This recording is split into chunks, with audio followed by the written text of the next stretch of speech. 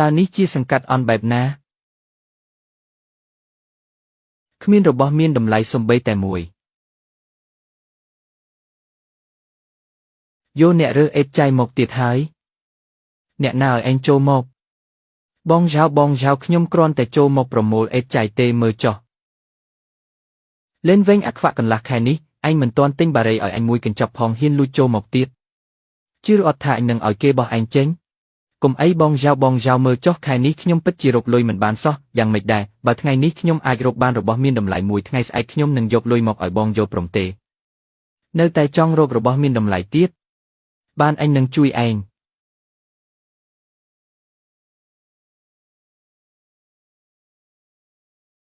anhปรับanhโจบักมินกาอนุญาตปีanhยาวฮิวเตจับปีเปนิเตอร์ก้มสังคมทาบ้านโจหมกเรือเอ็ดจ่ายติด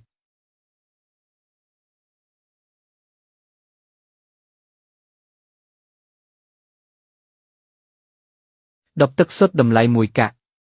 ซิวเพอจ้าดำไหลปรำยอนทงสำรามดำไหล50 ยอนกะคิดเชงชองเบลสมัยริจวงเท่งดำไหลบุญ80 ปรำเลียนยอนเอาไว้กะเนเลือเซจ้านี้มีนดำไหลดอเตอร์บุญ80 ปรำเลียน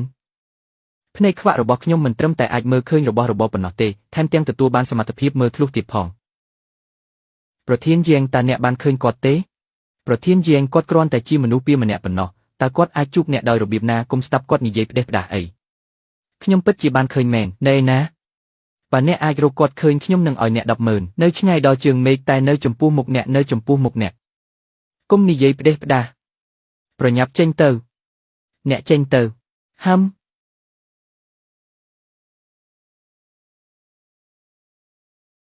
ในหมกนี้ประเทศเยียงเมื่อจ่อประเทศเยียงส้มอภัยโตเอาขยมพองเลือกเลงเอาขยมมาดองเตอละอนะยาวหิวเฮียนลู่จะบอกกรมหุนปูไอบรรจุนกอดเตจวนตีปีปาดประเทศเยียงส้มอภัยโตเอาขยมพองเนื้อเอาเงียมเอาก้นเนี่ยหายนี่คือจีรางวัล10,000ระบอบเนี่ยมันบัดเตขยมมันบานเฟื่อไว้ซอบักมีนกาไอเตขยมส้มเตอสันหายในจำบันเตกนี่จีนิมบานระบบขยมทั้งไงกลายมีนกาไอรกขยมบานกรุเปโยโปรมอันจังออกก้นประเทศเยียงหายจามเซนฮะเราหิวนุโจเตอร์ไฮบ้ามันอันจังเตเนี่ยจุมนุกอดเฟื่อจีประเทศสันติสุขระบบขยมเอาเนี่ยมวยไข่ปรำใบปอนอย่างไม่ได้เฟื่อกาฮอขยมมันจับอารมณ์หนึ่งกาเฟื่อกาเตแต่บ่มนองละอระบบเนี่ยขยมตัวยกไฮเหลี่ยไฮ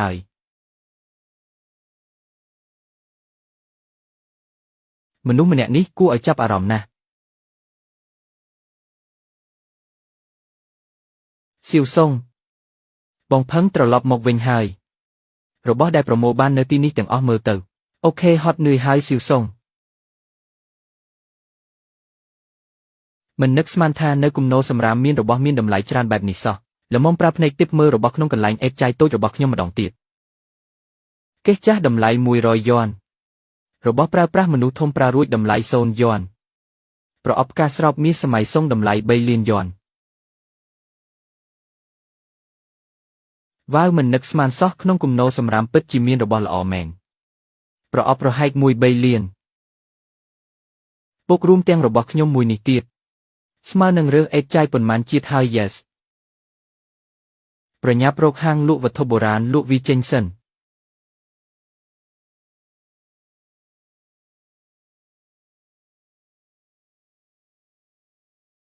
เท่าแก่เตอเยื้องมันติงเอ็ดใจเตเตอขยมมันแมนหมกเรือเอ็ดใจเตขยมหมกลุสู้ทานเนี่ยติงวัตถุโบราณเตนิเย็บเด็บดาห้างเยื้องจีห้างรอบโรยชนามโรคซีวัตถุโบราณหนังหายเนี่ยเรือเอ็ดใจซอสู้นอมไอก้มรำคาญขยมเก้งประยับเตอมันแมนเตขยมปรับหายท่ามันแมนหมกเรือเอ็ดใจเตขยมโปรล้มโลลาไอนังเนี่ยเรือเอ็ดใจขยมกำปงเด้งกอดเจงมันแมนเรือเอ็ดใจเตทากายขยมหมกลุวัตถุโบราณนี่จีประอบกาสรอบมีสมัยทรงเรซาตุกบ้านละออย่างนี้ปิดจีกรมรอมีนนะโยนี่จีกะโบราณสมัยชิงได้กรมรอมีนนะไม่ก็นิเยจีมวยพิวแบบนี้ชับเตอร์ขังกรอยเตอร์ปโอนโปร របស់មានតម្លៃទាំងពីរនេះខ្ញុំសុខចិត្តទិញក្នុងតម្លៃខ្ពស់បានចុះថៅកែតើអ្នកអាចឲ្យតម្លៃខ្ញុំប៉ុន្មានមើលប្រអប់ផ្កាស្រោបមាសនេះសិនផ្ទៃរលោងខ្សែមាសរស់រវើករក្សាទុកបានល្អណាស់កម្រមានណាស់ហាងខ្ញុំសុខចិត្តឲ្យ3លាន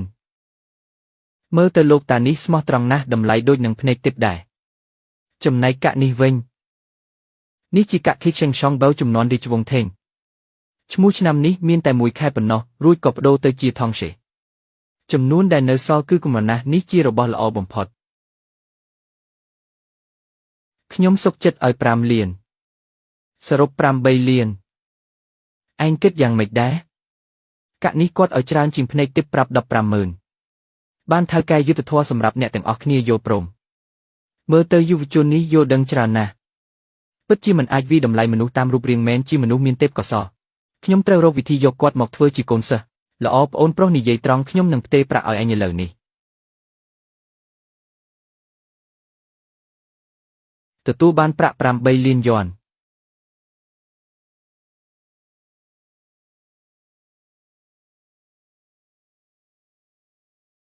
ស្រីស្អាត9ពិន្ទុតម្លៃខ្លួន100លានស្បែកជើងប៉ាក់តម្លៃ10000យ៉នរ៉ូបប៉ាក់តម្លៃ20000យ៉នអាវត្រណប់ពណ៌ក្រហមតម្លៃ3000យ៉នខោក្នុងចតម្លៃ1000យ៉ន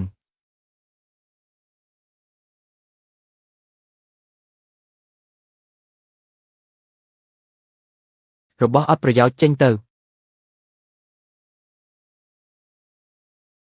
ទុកឲ្យឯងបានចិត្តមួយរយៈសិនចាត់ទុកថាឯងមានសំណាងចុះប្រគួតទី1ប៉ះចំជំនាញរបស់ឯង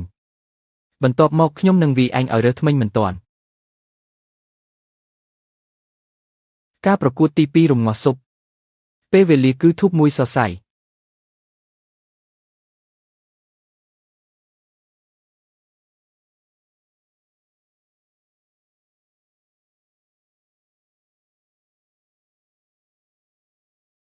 ខ្ញុំមិនបានបញ្ចេញស្នៀតយូរហើយក្បាច់កាំបិតរបស់កំឡោះម្នាក់នេះពិតជាធ្វើឲ្យខ្ញុំបើកភ្នែកមែន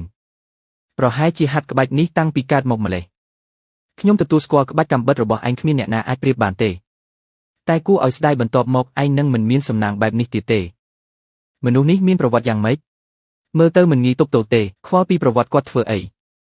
ឯងកុំភ្លេចថារហស្សនាមរបស់សិស្សច្បងគឺស្ដេចស៊ុបយ៉ាន់ឆៅប្រកួតរងាស់ស៊ុបសិស្សច្បងមិនដែលចាញ់ទេនៅយ៉ាន់ឆៅនេះបើនិយាយពីរងាស់ស៊ុបខ្ញុំលេខ2គ្មានអ្នកណាហ៊ានលេខ1ទេតែពួកឯងបែរជាបញ្ជូនតាចាស់នេះមកប្រកួតជាមួយខ្ញុំពិតជាមិនស្គាល់ស្លាប់រស់មែនមិនអាចមើលស្រាលសត្រូវទេទុកចិត្តចុះលោកគ្រូមនុស្សនេះមិនធម្មតាទេមិនធម្មតានោះគឺសម្រាប់ឯងទេចាំមើលខ្ញុំចាត់ការគាត់យ៉ាងម៉េចមិនត្រូវទេមនុស្សនេះឯងទប់ទល់មិនបានទេកុំប្រញាប់ដាច់ខាតមិនអាចលើកលែងឲ្យគេទេពុកកុំបារម្ភអីសិស្សច្បងច្បាស់ជាមិនអីទេពុកភ្លេចហើយរឿងងាយជាស្ដេចរបស់គាត់គឺអភិបាលក្រុងយុនជើជាអ្នកប្រគល់ឲ្យផ្ទាល់ណា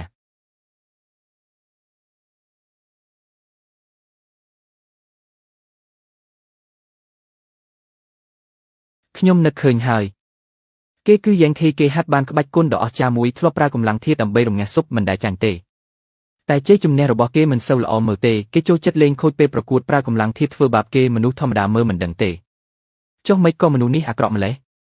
ប៉ុន្តែរងាស់ស៊ុបមិនក៏ត្រូវការកម្លាំងធាតុដែរកូនមិនទាន់ដល់កម្រិតនឹងទេមិនយល់ទេកម្ពុជាអ្នកខ្លាំងពិតប្រាកដវិធីរងាស់ស៊ុបរបស់ពួកគេគឺប្រើកម្លាំងធាតុគ្រប់គ្រងភ្លើងអញ្ចឹងទើបអាចទាញយករសជាតិពីសាច់ចូលទៅក្នុងទឹកស៊ុបបានយ៉ាងល្អឥតខ្ចោះទេវតាចុងភៅគឺដោយសារតែប្រើកម្លាំងធាតុគ្រប់គ្រងភ្លើងបានល្អបំផុតទើបធ្វើម្ហូបអ្វីក៏អាចរក្សាភាពស្រស់របស់សាច់បានល្អធ្វើឲ្យម្ហូបគ្រប់មុខមានរសជាតិឆ្ងាញ់បំផុតតែយើងថៃនេះបែរជាដើរផ្លូវខុសប្រើកម្លាំងធាតុរំខាននឹងធ្វើបាបគូប្រកួតដោយសារតែគេមានបំណងអាក្រក់ធ្វើបាបគេទើបត្រូវសមាគមចុងភៅដកឈ្មោះចេញអញ្ចឹងសិស្សច្បងមិនមានគ្រោះថ្នាក់ទេ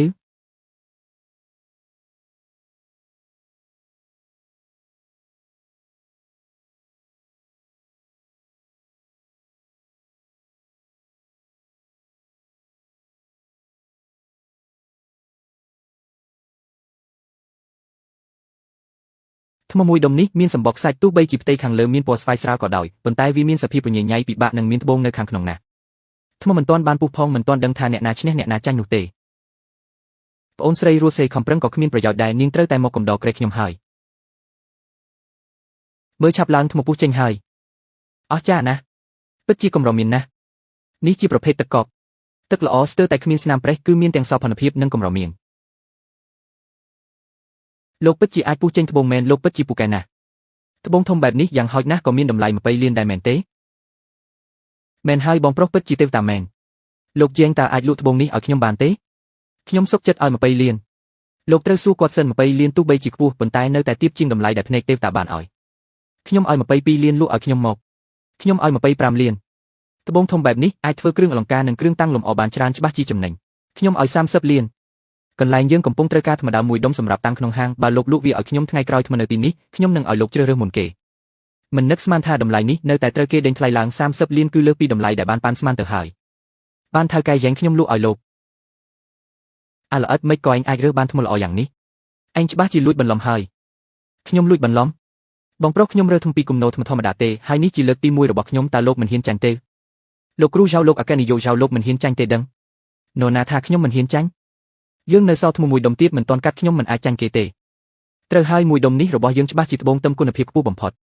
បើដុំនេះកាត់មិនបានត្បូងទឹមគុណភាពខ្ពស់ទេអញនឹងលក់ឯងទៅភូមិកាត់វាទៅកាត់រួចហើយមើលទៅពិតជាត្បូងទឹមគុណភាពខ្ពស់មែនពិតជាកាត់បានមែននេះជាត្បូងទឹមគុណភាពខ្ពស់ណាស់មានតម្លៃយ៉ាងហោចណាស់20លានខ្ញុំបានប្រាប់ហើយថាខ្ញុំមិនអាចចាញ់ទេអាល្អិតបើឯងដឹងខ្លួនប្រញាប់ចេញទៅ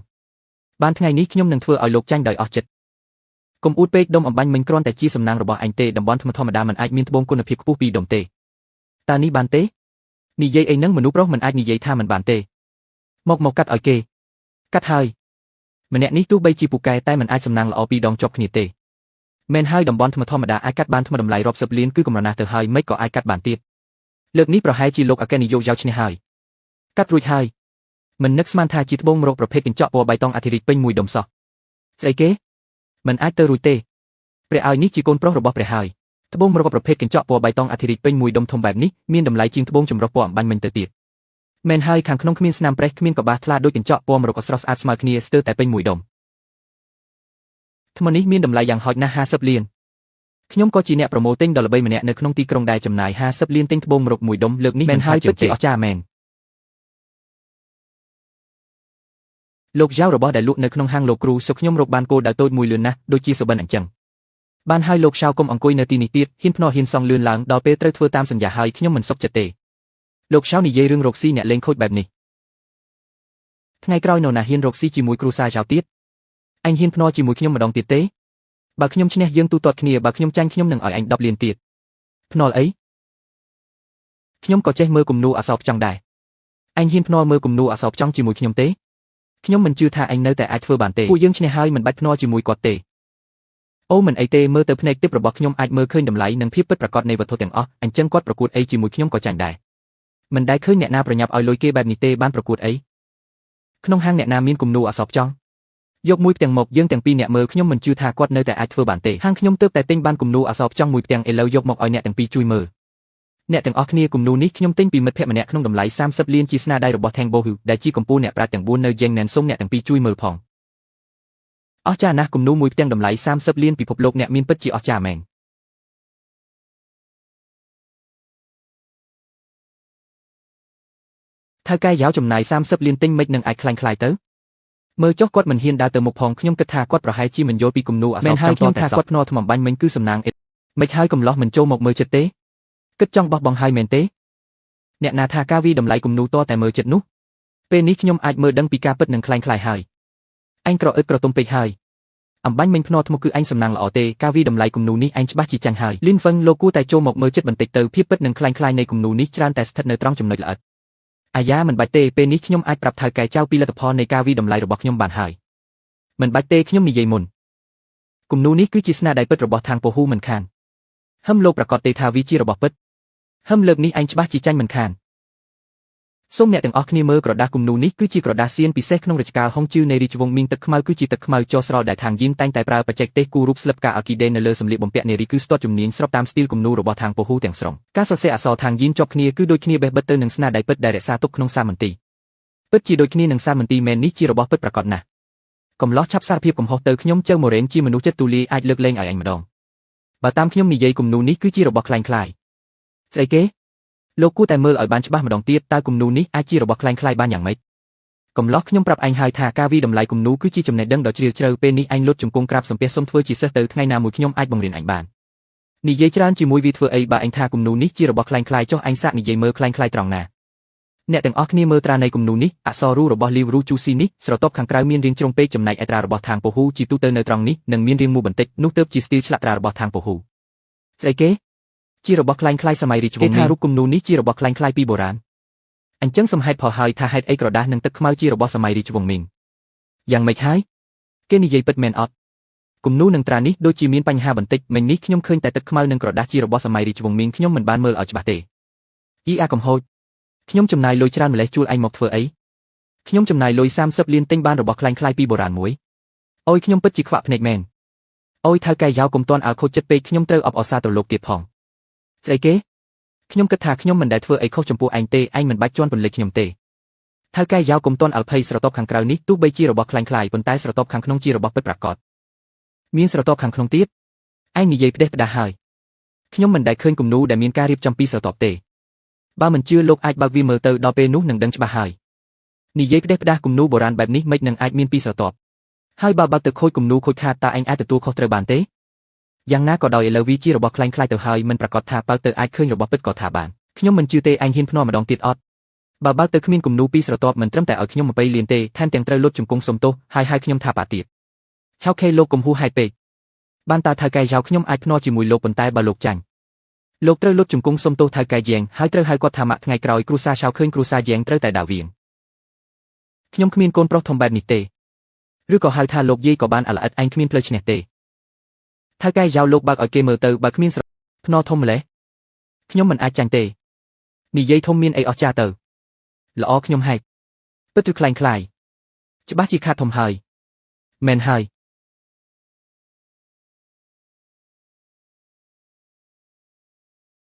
ខាងក្រោមពិតជាមានរបស់មែនទេមើលទៅអូយមើលទៅពិតជាមានរបស់មែនក្នុងនេះពិតជាមានគំនូរមួយផ្ទាំងមែនពិតជាត្រូវគាត់និយាយត្រូវមែនមិននឹងអាចទៅរួចព្រះឲ្យតាម្នាក់នេះមានប្រវត្តិយ៉ាងណាទៅមិនបានខ្ញុំមិនដែលឮឈ្មោះគាត់ក្នុងរង្វង់អ្នកវិតម្លៃអញ្ចឹងនេះគឺជាការលាក់របស់ពិតក្នុងរបស់คล้ายៗអ្នកប្រមូលទិញជាទូទៅដើម្បីការពាររបស់ពិតនិងបិទរបស់ចម្លងនៅស្រទាប់ខាងក្រៅថៅកែយ៉ាវមកមើលនេះត្រាតូចរបស់ម្ចាស់ផ្ទះផ្កាថ្មនៅក្បែរត្រានេះគឺជាភស្តុតាងបញ្ជាក់ថាជារបស់ពិតរបស់ថេងបូហ៊ីមិននឹកស្មានថាក្នុងមួយជីវិតនេះ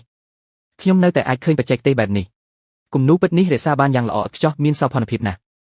ជារបស់មានតម្លៃបំផុតក្នុងចំណោមគំនូរនារីរបស់ថេងបូហ៊ីតម្លៃយ៉ាងហោចណាស់50លាន50លានថៅកែយ៉ាវចំណេញបាន20លាននេះត្រូវអរគុណលោកគ្រូម្នាក់នេះហើយពិតជាអរគុណលោកខ្លាំងណាស់អញ្ចេះចុះខ្ញុំចេញ5លានជាថ្លៃវិតម្លៃអូយថៅកែយ៉ាវលោកគួរសំពេចហើយមើលចុះលោកគួរសំធ្វើអីមកទទួលបានប្រាក់5លានយ៉នថៅកែយ៉ាវប៉ុន្តែរឿងបន្ទាន់របស់យើងពេលនេះគឺត្រូវដោះស្រាយការភ្នាល់របស់ខ្ញុំជាមួយលោកឆៅសិនមែនហើយលោកឆៅលោកមិនមែនចាញ់មិនហ៊ានសង់ទេដឹងលោកចាំបន្តិចប្រធានយ៉ែងខ្ញុំលុតជង្គង់សុំទោសហើយតើអ្នកចង់បានអ្វីទៀតប្រធានយ៉ាវលោកពិតជាមនុស្សដែលឆាប់ភ្លេចមែន5លានសម្រាប់ការភ្នាល់ថ្មបុកនិង10លានសម្រាប់ការវិតម្លៃគំនូរសរុប15លានលោកមិនទាន់បានបង់ទេលោកស្អីកុំមកលោកអីលឿនស្កេនលុយមកទទួលបាន15លានយ៉នមើលទៅ Super Sheng នេះនាំសំណាងដល់ខ្ញុំហើយមួយថ្ងៃរកបានច្រើនម្លេះថ្ងៃក្រោយអាចមកទីនេះឲ្យបានច្រើនដងទៅហើយណាក្មេងនេះពិតជាអស្ចារ្យណាស់មិនទាន់បានសួរលោកតើលោកឈ្មោះអ្វីខ្ញុំឈ្មោះលេនវែងលោកលេន2 3ថ្ងៃទៀតហាងខ្ញុំនឹងមានថ្មីមួយបាច់ទៀតដល់ពេលនោះលោកត្រូវតែមកណារបស់នៅក្នុងហាងខ្ញុំលោកអាចរើសបានតាមចិត្តយោពមប្រធានជាងបើគ្មានការអីទេខ្ញុំទៅសិនហើយយ៉ាងម៉េចមិនជូនដំណើរខ្ញុំទេហា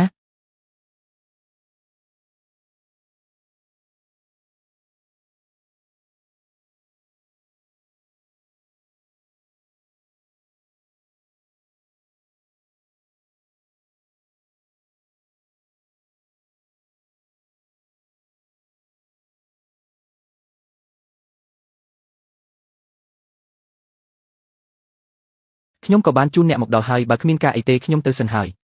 ប្រញាប់ទៅម្លេះមានសង្សារនៅអត់មានសង្សារទេ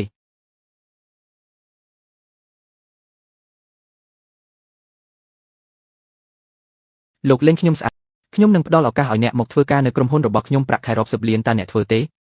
ខ្ញុំថាអ្នកធ្វើនេះធ្វើនោះគឺគ្រាន់តែចង់ឲ្យខ្ញុំទៅធ្វើការនៅក្រុមហ៊ុនរបស់អ្នកទេមិនបានទេមនុស្សប្រុសមិនចូលចិត្តធ្វើការក្រោមបង្គាប់ស្រីស្អាតទេខ្ញុំផ្ដល់ឱកាសនេះឲ្យអ្នកពិតជាស្អាតមែនប៉ុន្តែខ្ញុំពិតជាមិនចូលចិត្តធ្វើការទេខ្ញុំទៅសិនហើយគួរឲ្យចាប់អារម្មណ៍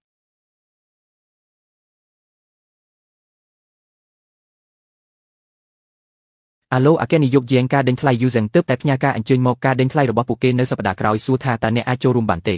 ប្រាប់ពួកគេថាខ្ញុំនឹងទៅហើយខ្ញុំនឹងនាំមនុស្សម្នាក់ទៅជាមួយ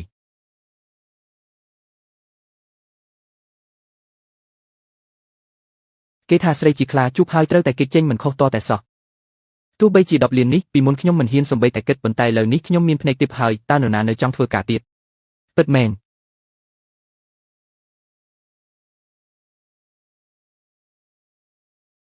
បងវិញសប្តាហ៍ក្រោយក្រុមហ៊ុនដេញថ្លៃ Using នឹងរៀបចំការដេញថ្លៃតើបងទៅទេការដេញថ្លៃ Using ល្មមទៅបើកភ្នែកមើលថាតើឥឡូវនេះមានអ្វីមានតម្លៃខ្លះ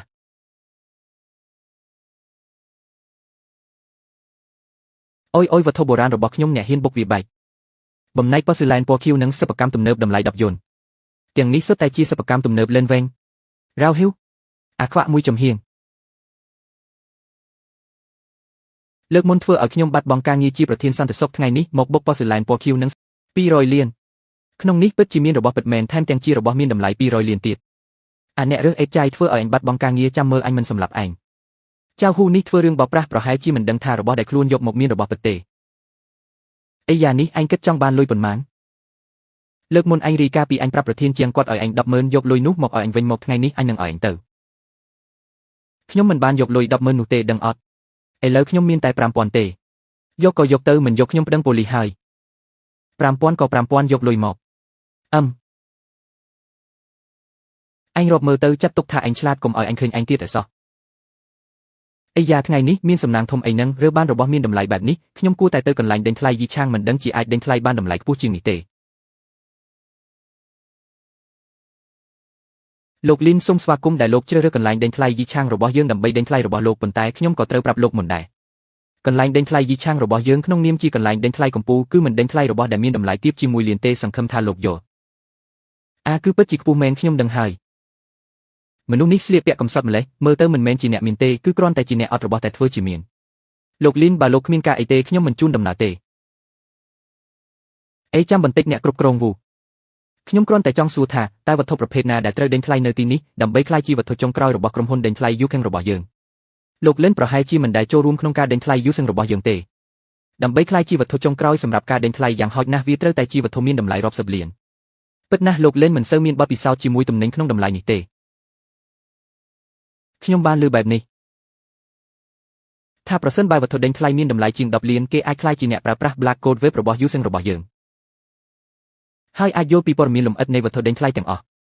បន្ទាប់មកថ្លៃសេវាសម្រាប់ការដាក់ប្រាក់ដេញថ្លៃត្រូវបានលើកលែងទាំងស្រុងមែនទេលោកលិនយល់ច្បាស់ណាស់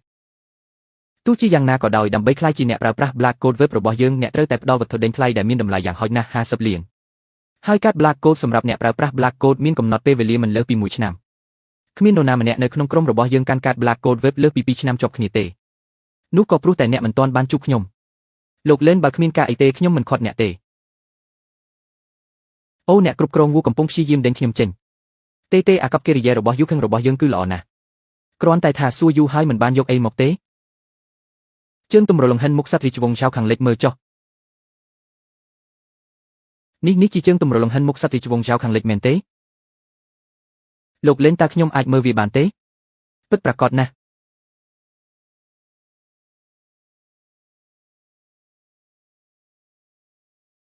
ធាន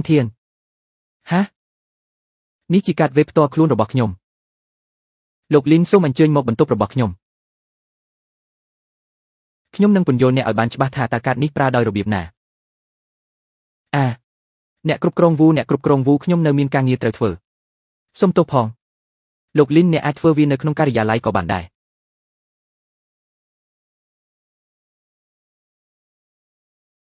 ឈុតកាត់តាមតម្រូវការតម្លៃ30,000 យន់នាឡិកាដាំពេជ្រតម្លៃ800,000 យន់កាបូបស្បែកកុំតម្លៃ 1.2 លានយន់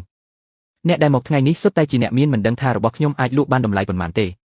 បងហ្វិនការដេញថ្លៃរបស់សាលត្បូងពេជ្រនេះគឺជាការដេញថ្លៃលំដាប់ខ្ពស់បំផុត វាត្រូវបានប្រារព្ធឡើងមិនទៀងទាត់ជារៀងរាល់ឆ្នាំមានតែអ្នកដែលទទួលបានលិខិតអញ្ជើញប៉ុណ្ណោះទើបអាចចូលបានមើលទៅសាលត្បូងពេជ្ររបស់អ្នកពិតជាល្បីល្បាញក្នុងវិស័យនេះណាស់មែនហើយប៉ារបស់ខ្ញុំពិតជាចង់ឲ្យបងហ្វឹងស្នងតំណែងសាលត្បូងពេជ្របងហ្វឹងយល់ព្រមនឹងគាត់ទៅល្អទេនេះលោកលីនទីបំផុតអ្នកមកដល់ហើយជីវបានរងចាំអ្នកយូរហើយកន្លែងអង្គុយផ្ដាច់មុខរបស់អ្នកត្រូវបានរៀបចំរួចរាល់ហើយសូមអញ្ជើញមកខាងនេះអញ្ចឹងរៀបចំវ៉ាន់ឈីងនៅក្បែរខ្ញុំមកគឺកញ្ញាស៊ូមកពីសាលត្បូងពេជ្រនេះតើយល់ព្រមគ្មានបញ្ហាទេតោះយល់ព្រមតើមនុស្សនេះជានរណាគាត់ពិតជាធ្វើឲ្យអ្នកគ្រប់គ្រងវូផ្ទាល់នាំគាត់ទៅជួរទី1មើលទៅសម្លៀកបំពាក់ធម្មតារបស់គាត់ប្រកាសជាមានប្រវត្តិមិនធម្មតាទេគាត់ប្រហែលជាកូនប្រុសមកពីគ្រួសារលាក់មុខណាមួយហើយលោកលីនកញ្ញាស៊ូការដេញថ្លៃចិត្តចាប់ផ្ដើមហើយខ្ញុំនឹងទៅខាងក្រោយឆាកដើម្បីរៀបចំសូមទោសអគ្គនាយកយាងលោកមកដល់ហើយកន្លែងអង្គុយលោកនៅទីនេះសូមអញ្ជើញអគ្គនាយកយាងនៃក្រុមហ៊ុន Kang Shehad អីថ្ងៃនេះនាងមកទីនេះមើលទៅការដេញថ្លៃលើកនេះប្រកាសជាមានរបស់ល្អហើយអគ្គនាយកយាងយ៉ាងម៉េចឃើញខ្ញុំភ្ញាក់ផ្អើលខ្លាំងមែនទេតើមនុស្សនេះជានរណាមិនគួរទេសូម្បីតែអគ្គនាយកយាងក៏ចាប់ផ្ដើមនិយាយជាមួយគេមិនដែរខ្ញុំមើលមិនខុសទេមែនទេអគ្គនាយកយាងដ៏មានឥទ្ធិពលម្នាក់នេះបែរជាខ្ញុំដាក់គេទៅវិញមិននឹងអាចទៅរួចបងស្រី Rose Won King ពេលខ្ញុំឲ្យលោកមកជាមួយខ្ញុំលោកបដិសេធតាមពិតណាត់ជាមួយប្អូនស្រី Won King សោះនេះប៉ាមានការរវល់ភ្លាមអញ្ចឹងហើយទើបបងប្រុសវិញមកជាមួយខ្ញុំបងប្រុសវិញការដេញថ្លៃចិត្តចាប់ផ្ដើមហើយពេលលោកបដិសេធខ្ញុំមិនមែនចិត្តដាច់ណាស់ទេអីយ៉ាងម៉េចដល់ពេលនៅជាមួយប្អូនស្រី Won King បែរជាអាកម្មបែបនេះមនុស្សស្រីម្នាក់នេះចូលចិត្តបង្ខំអគ្គនាយកយាងមើលចុះរឿងបែបនេះពួកយើងដោះស្រាយជាឯកជនទៅល្អទេមនុស្សច្រើនណាស់កំពុងមើលខ្មាស់គេណាស់ចង់បានបងប្រុសវិញហេតុអីបងចង់បដូរកន្លែងអង្គុយបងស្រីរស់សេជាមនុស្សល្អណាស់មែនហើយមើលលោកភ័យទៅខ្លាចខ្ញុំស៊ីលោកមែនទេបងស្រីខ្ញុំមើលទៅបងពិតជាចង់ស៊ីខ្ញុំមែនតើបានទេអគ្គនាយកយាងខ្ញុំគ្រាន់តែមិននឹកស្មានថាអ្នកនឹងមកចូលរួមការដេញថ្លៃនេះដោយផ្ទាល់មែនហើយខ្ញុំថារស់សេនេះសាកសមទេរស់សេទើបត្រូវបងស្រីរស់សេជាធម្មតាបងកម្រមកចូលរួមការដេញថ្លៃដោយផ្ទាល់ណាស់ថ្ងៃនេះមិនក៏មានពេលមកខ្ញុំឮថាវត្ថុចុងក្រោយនៃការដេញថ្លៃនេះគឺជារបស់កម្រមានខ្ញុំពិតជាមិនអាចរំលងបានទេរបស់កម្រមានមិនមែនជារបស់ Western របស់ដែលបងស្រីរស់សេយកមកដោយផ្ទាល់ច្បាស់ជាអស្ចារ្យណាស់មិនដឹងថាអ្នកណាជាអ្នកផ្ដល់ឲ្យទេចង់ស្គាល់គាត់ណាស់បើពូកែវីតម្លៃរបស់មានតម្លៃម្លឹងបន្តិចទៀតជួយមើលឲ្យខ្ញុំផងរបស់ដែលដាក់ដេញថ្លៃនៅយូខាងត្រូវតែមានការវីតម្លៃដោយសារវាជារបស់កម្រមានតែមួយធម្មជាតិត្រូវតែប្រុងប្រយ័ត្នបន្ថែមនេះគឺ1លានជាថ្លៃវីតម្លៃរបស់អ្នកអូយលោកប្រធានយ៉ែងគួរសំពេចហើយមើលលោកចោះពិតជាយល់ព្រមអញ្ចឹងខ្ញុំមិនគួរសំទេមកអង្គុយចាប់ផ្ដើមហើយស៊ូស្ទេភ្ញៀវកិត្តិយសទាំងអស់គ្នាការដេញថ្លៃយូខាងចាប់ផ្ដើមជាផ្លូវការហើយរបស់ដេញថ្លៃទី1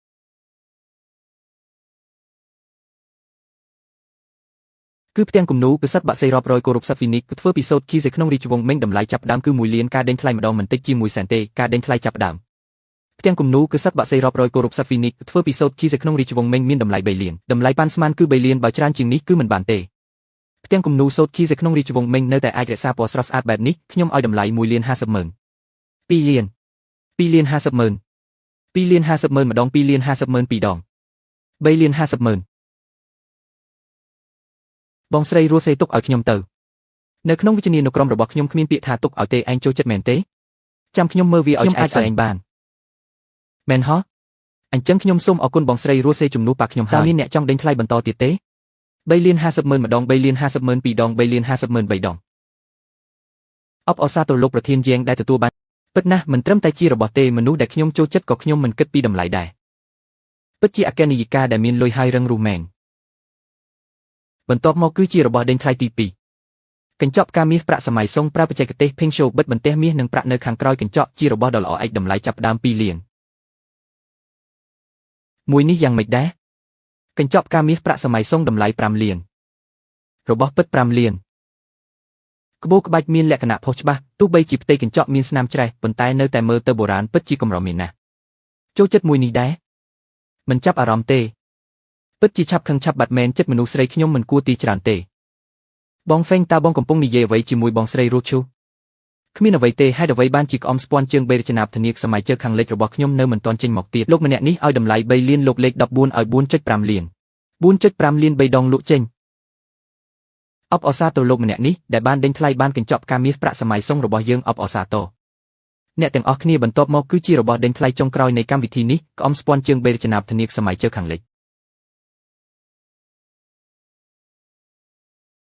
នេះពិតជាក្អមស្ពាន់ជើង3រចនាបថនាសម័យជើខាងលិចមែនតាមដែលខ្ញុំដឹងមិនមែនសតែមួយនេះទេបានឃើញរបស់បែបនេះក៏សមនឹងតម្លៃដែរមែនហើយក្អមស្ពាន់ជើង3នេះមានតម្លៃរាប់រយលានមិនដឹងថាថ្ងៃនេះអ្នកណាអាចដេញថ្លៃបានទេពិតជារបស់កំរមែងតើនេះជារបស់ពិតមែនទេរបស់ដែលភ្នែកទិព្វខ្ញុំមើលឃើញតើអាចคล้ายបានទេពិតជាពិតប្រាកដមិនបានទេខ្ញុំទ្រាំលេងបានហើយខ្ញុំឲ្យ160លាន170លាន180លាននេះពិតជាការប្រកួតដ៏ស្វិតស្វាញមែនពួកយើងអាចចូលរួមការដេញថ្លៃរបស់មានតម្លៃក៏ចាត់ទុកថាមិនខាត់ជើងដែរខ្ញុំឲ្យ200លានទីបំផុតដល់200លានហើយមិនដឹងថាមានអ្នកណាហ៊ានឲ្យថ្លៃជាងនេះទៀតអត់ទេណែអ្នកស្រីទាំងពីរមិនចូលរួមបន្តិចទេអីរបស់នេះកម្រមានណាស់ណាបងវិញផ្ទះពួកយើងគ្មានលុយច្រើនថ្នាក់នឹងទេតែអំបញ្ញមិញបងស្រីរស់សេមិនមែនប្រាប់ថាចង់បានវាខ្លាំងទេអី210លាន210លានលើកទី1 210លានលើកទី2 210លានលើកទី300លាន300លាន300លានប្រធានជាងឲ្យ300លានមានអ្នកចង់ដេញថ្លៃបន្តទៀតទេមិនដែរត្រឹម300លានក៏ខ្លាចដែរអត់ទេខ្ញុំគ្រាន់តែនឹកស្មានមិនដល់ថាអ្នកចូលចិត្តវាខ្លាំងបែបនេះអ្នកទាំងអស់គ្នាក្អមជើង3មួយនេះខ្ញុំជាងរស់សេត្រូវតែយកឲ្យបានបើមានអ្នកចង់ដេញថ្លៃបន្តខ្ញុំកំដរដល់ទីបញ្ចប់ប្រធានជាងចង់ដុតលុយចោលមែនទេឲ្យដល់300លានហើយនៅចង់ដេញទៀតមានអ្នកណាអាចប្រកួតជាមួយនាងបានទៅប្រធានជាងខ្លាំងបែបនេះខ្ញុំមិនហ៊ានយកខ្លួនទៅបៀតទេខ្ញុំធ្លាប់និយាយហើយរបស់ដែលខ្ញុំចូលចិត្តទោះជារបស់ឬក៏មនុស្សខ្ញុំត្រូវតែយកឲ្យបានខ្ញុំច្បាស់ណាស់ថានាងពិតជាចង់ចាប់បង្ខំខ្ញុំហើយ300លានលើកទីស្អីគេខ្ញុំស្ដាប់មិនខុសទេមែនទេកំសៀវជើង3នេះជារបស់កូនប្រសារចូលផ្ទះខាងស្រីរបស់ហាង Shen នៅតែហៅគេថាកូនប្រសារចូលផ្ទះខាងស្រីទៀតខ្ញុំគិតថាហាង Shen ទេដែលចង់តោងគេនោះមិនចម្លែកទេដែលប្រធានយ៉ាងនិងកញ្ញាស៊ូដែលជាស្រីស្អាតទាំងពីរចោមរោមគេនោះប្រៀបធៀបមនុស្សនឹងមនុស្សគួរឲ្យខឹងណាស់កំសៀវជើង3សម័យរាជវង្សឆៅខាងលិចនេះតាមពិតជារបស់បងហ្វេងសោះមិនចម្លែកទេដែលប៉ាតែងតែចង់ឲ្យគាត់ស្នងតំណែងហាង Shen វ៉ាងគីងឯងចង់មានន័យថាលោកពូសចង់ឲ្យគេធ្វើជាកូនប្រសារមែនហើយខ្ញុំក៏ចូលចិត្តបងហ្វេងខ្លាំងណាស់ដែរបងស្រីរស់សេបងមិនចូលចិត្តគាត់ទេ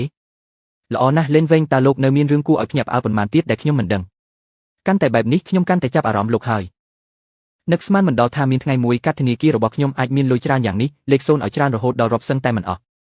លេងវិញប្រធានជាងអ្នកមិនតន់ទៅទេចុះវ៉ាន់ធីងវិញខ្វល់ខ្វាយពីប្អូនស្រីវ៉ាន់ធីងម្លេះនាងត្រូវបានលោកពូសឲ្យទៅបាត់ហើយអូខេអញ្ចឹងបើគ្មានការអីទេខ្ញុំសុំទៅមុនហើយជប់សិនលោកបានបដិសេធខ្ញុំ2ដងហើយខ្ញុំទុកឱកាសឲ្យលោកម្ដងទៀតមកធ្វើការនៅក្បែរខ្ញុំប្រាក់ខែតាមតែលោកទាប្រធានជាងតើអ្នកចង់ធ្វើអ្វីឲ្យប្រាកដប្រាក់ខែប្រចាំឆ្នាំ100លានយ៉ាងម៉េចដែរប៉ុណ្ណឹងលោកនៅតែមិនចង់បានទៀតចុះលោកចង់បានអ្វីឬមួយក៏លោកចង់បានខ្ញុំ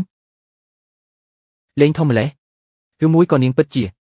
សមិទ្ធភាពអារម្មណ៍របស់ជាងរស់សេចំណងចង់យកឈ្នះ60ចំណងចង់ស្វែងយល់8ចំណងផ្លូវភេទ8ចំណងផ្លូវភេទស្អីគេភ្នែកសំណាងហើយដែលរត់លឿនកុំអីខ្ញុំបាត់បង់ភាពបរិសុទ្ធហើយបងវែងអេវ៉ាន់ឃីមិនក៏អូនមិនតាន់ទៅខ្ញុំកំពុងរងចាំបងប៉ាឲ្យខ្ញុំនាំបងទៅ Shen Pavilion ដើម្បីមើលកេកដំណែលគ្រួសារស៊ូរបស់យើងកេកដំណែលគ្រួសារសិស្សចង់ដឹងបន្តិចដែរតោះទៅ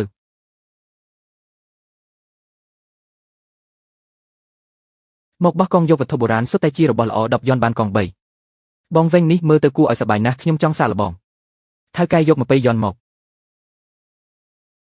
បាទនេះបាទអូខេមកវ៉ាវបងវិញខ្ញុំបោះចូលហើយអស់ចាណាស់ថៅកែយកវាមកនេះមិនគិតទេមិនក៏មិនគិតកងត្រូវចូលដល់បាទអំបញ្ញមិញលោកមិនបាននិយាយទេមើលចុះសរសេរយ៉ាងច្បាស់មិនមែនលោកប្រដាប់លៀងជក់សិប្បកម្មទំនើបតម្លៃ5យន់ពេញដែលយ៉ាត់សិប្បកម្មទំនើបតម្លៃ3យន់ពេញស្រាប្រាក់របស់ឡៃបេសម័យរាជវង្សថេងតម្លៃ15លានអ្វីតាមពិតវាជាពេញស្រាដែលមិត្តល្អរបស់គាត់ហ៊ីឆៃហេងបានដូរយកស្រាដើម្បីផឹកនឹងជែកជាមួយគាត់ពេលឡៃបេមកដល់ឆេងកិនដំបងមិនក៏អ្នកធ្វើអញ្ចឹងច្បាប់សរសេរតូចម្លេះហើយដាក់នៅខាងក្រោមទៀតអ្នកឯងចង់ស៊ីដាច់មែនទេត្រូវរកវិធីយកកែវស្រានោះឲ្យបានខ្ញុំជួយបោះឲ្យចង់បានមួយណាមួយនោះខ្ញុំចង់បានរូបទុនសាយនោះបានតោះវ៉ាវបងប្រុសពូកែណាស់បោះចូលហើយពូកែខ្លាំងណាស់យកមកនេះអីមួយនេះក៏មិនអន់ដែរមិនមែនទេកងខ្ញុំមុនធ្លាក់ដល់ដីមិនបានប៉ះអីទេមិនក៏មិនគិតនឹងហើយនេះជារបស់តាំងនៅតូបខ្ញុំមិនអាចគិតទេ ថៅកែធ្វើអញ្ចឹងមិនត្រូវទេមុនបោះអ្នកមិនបានប្រាប់ថាមានរបស់មិនគិតបញ្ចូលទេទោះខ្ញុំជាអ្នកសម្រេចមនុស្សមិនស្មោះត្រង់ដូចអ្នកខ្ញុំនឹងទូរស័ព្ទដឹងឥឡូវនេះខ្ញុំឲ្យកងមួយទៀតអ្នកបោះយករបស់ផ្សេងទៅយ៉ាងម៉េចដែរខ្ញុំចង់បានតែទន្សាយនោះទេថៅកែអញ្ចេះចុះខ្ញុំភ្នាល់ជាមួយអ្នកភ្នាល់អីអ្នករើសពីណាក៏បានពីខាងនោះយកមកបដូរជាមួយពីនេះខ្ញុំបោះកងទាំង3ព្រមគ្នាបើបោះចូលខ្ញុំយកទាំង3បើបោះមិនចូលខ្ញុំឲ្យអ្នក 10000 ស្អីគេប៉ុន្មាន 10000 បងប្រុសនេះឈួតហើយមែនទេបោះកង3ព្រមគ្នាមិននឹងអាចចូលទាំងអស់ទៅនេះច្បាស់ជាយកលុយមកឲ្យខ្ញុំហើយខ្ញុំលក់ពីខែក៏រកមិនបាន 10000 ដែរល្អនេះអ្នកនិយាយខ្លួនឯងទេខ្ញុំក៏មិនមែនជាមនុស្សកំណាញ់ដែរអញ្ចេះចុះរើសពីណាក៏បានមកមើលយកមួយណាមួយនោះខ្ញុំយកប្រអប់ដាក់ប៊ិចនោះហើយនឹងកែវស្រានោះចុះល្អនៃក្មេងនេះមិនដឹងល្អអាក្រក់សោះល្អក្មេងតូចឯងកុំលេងខូចណាចាំមើលលោកក៏មិនអាចលេងខូចដែរប្អូនប្រុសកុំបារម្ភពួកយើងជួយមើលហើយត្រូវហើយជួយមើលទាំងអស់គ្នាពីមុនមានភ្នែកតែម្ខាងអាចមើលឃើញរបស់មានតម្លៃដែលនៅកន្លែងពិបាកទាំងនោះក៏បានត្រឹមប្រើខ្សែនិងកងដៃដើម្បីបោះយកនឹកស្មានមិនដល់ថាការវឹកហាត់បោះយករបស់ទាំងនេះពេលនេះអាចប្រើការបានទៅអូហូវ៉ាយពូកែម្លេះបោះចូលហើយបងវែងពូកែណាស់បោះចូលទាំងអស់ពូកែខ្លាំងណាស់មកយកមកឯងមកទីនេះដើម្បីបំផ្លាញកន្លែងខ្ញុំមែនទេខ្ញុំមិនឲ្យឯងទេពួកយើងធ្វើសាកសីឲ្យប្អូនប្រុសថៅកែលោកត្រូវតែហ៊ានលេងហ៊ានសងលេងមិនកាត់ទេយ៉ាងច្រើនខ្ញុំដើរចេញទៅហ៊ានលេងហ៊ានសងបើពេលនេះបណ្ដេញគាត់ចេញនោះនឹងមិនអាចយកកែវទាំង5 4បានទេណែថៅកែខ្ញុំប្រាប់លោកចុះមិនបាច់និយាយថារបស់ដែលលោកដាក់តាំងនេះពិតឬខ្លាំងខ្លាយទេលោកសរសេរថាបោះចូលបានរបស់ដើម្បីបោកប្រាស់យកលុយហើយលេងខូចទៀតលោកកំពុងបោកប្រាស់អតិថិជនជឿទេថាខ្ញុំទេមួយខ្សែខាងបុគ្គលិកនឹងមកដល់ហូតកន្លែងលោកភ្លាមហើយផាកពិន័យលោក 50000 យ៉នទៀតត្រូវហើយឯងកុំមកគំរាមខ្ញុំមិនអាចទេប្អូនប្រុសនេះនិយាយមិនខុសទេពីមុនមានម្ចាស់តូបម្នាក់ត្រូវគេផាកពិន័យផាកអស់ 100000 ឯណោះមែនតើត្រូវហើយលោកចង់ឲ្យរបស់មកខ្ញុំឬក៏រងចាំគេផាកពិន័យលោកគិតមើលខ្លួនឯងទៅខ្ញុំទេទូរស័ព្ទទៅលើហើយណែចាំសិនឲ្យឯងបងវឹងពេលយើងរៀបការខ្ញុំនឹងដាក់តាំងរូបទុនសាយនេះស្អីគេខ្ញុំថាពេលយើងរៀបការឈប់សិនឈីងកុំលេងសើចជាមួយខ្ញុំអីខ្ញុំអត់បានលេងសើចទេបងសង្ហាហើយក្លាហានទៀតថែមទាំងពូកែជាងប៉ាខ្ញុំទៀតខ្ញុំត្រូវតែរៀបការជាមួយបងឈីងសុំទោសផងខ្ញុំសុំទទួលទូរស័ព្ទសិនចាស់សំណាងហើយនាងជាអ្នកមានគុណរបស់ខ្ញុំបងហ្វឹងមានរឿងហើយកុំតន់ភ័យប៉ាខ្ញុំត្រូវគេបោកគាត់យកលុយ500000ទៅទិញវត្ថុបុរាណពេលយកទៅលក់វិញទើបដឹងថាជារបស់ខ្លាំងខ្លាយមិនមែនទេគាត់ទិញពីណាអញដឹងអត់គាត់ថាទិញពីមនុស្សម្នាក់ឈ្មោះវ៉ាងសៀវកាងអូខេកុំតន់ភ័យខ្ញុំនឹងជួយស៊ើបពីមនុស្សម្នាក់នេះអូខេមិនដឹងថាលោកគ្រូស៊ូដឹងអត់ទេសួរគាត់សិនបងហ្វឹងយើងប្រញាប់ទៅជិនផៃទៅកុំឲ្យលោកគ្រូស៊ូចាំយូរតោះ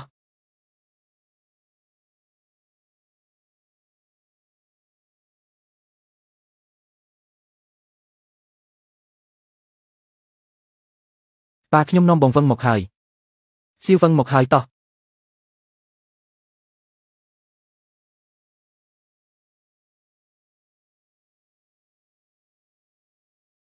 លោកគ្រូស៊ូលោកកំពុងប៉ាខ្ញុំចូលចិត្តឡៃបេណាស់រូបនេះទើបតែដេញថ្លៃបានមកទេនេះជាប្រពៃណីគ្រួសារស៊ូយើងគ្រួសារយើងតែងតែតាមរកនិងសន្សំរបស់របរតាក់ទងនឹងឡៃបេមិននឹកស្មានថាលោកគ្រូស៊ូជាអ្នកគ្រប់គ្រងឡៃបេសោះផ្ទាំងគំនូរឡៃកងលេងចំនួនរាជវង្សសង់តម្លៃ20លានយ៉នរូបចម្លាក់ដេយ៉ាត់ឡៃបេចំនួនរាជវង្សមេងតម្លៃ8លានយ៉នសៀវភៅកំណាព្យឡៃបេចំនួនរាជវង្សសង់តម្លៃ5លានយ៉ន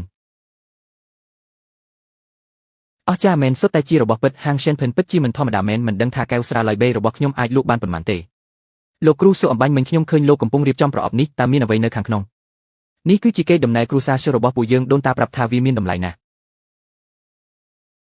ប៉ុន្តែវាបានឆ្លងកាត់4ជំនាន់មកហើយនៅតែគ្មានអ្នកណាដឹងថាវាមានតម្លៃត្រង់ណាទេថ្ងៃនេះអញ្ជើញឯងមកគឺដើម្បីស្រាវជ្រាវជាមួយខ្ញុំ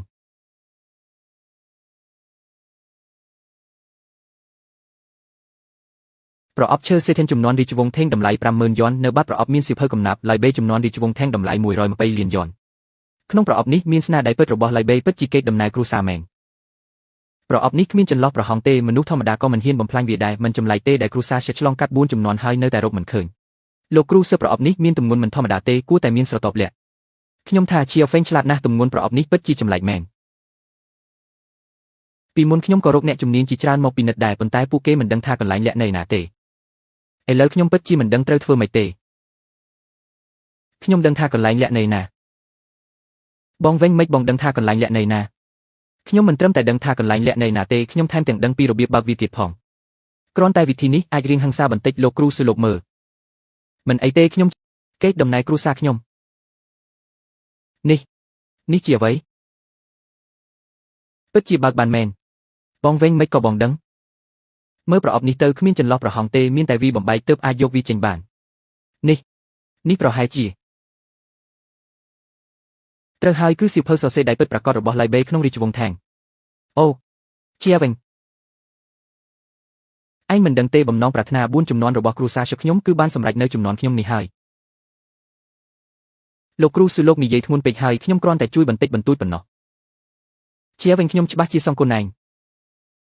លោកគ្រូស៊ឺលោកពិតជាស្រឡាញ់ឡៃបេណាស់ខ្ញុំមានរបស់ឡៃបេមួយទៀតនៅទីនេះហាលឿនឡើងយកមកឲ្យខ្ញុំមកវ៉ាន់ធីងយកមកឲ្យខ្ញុំ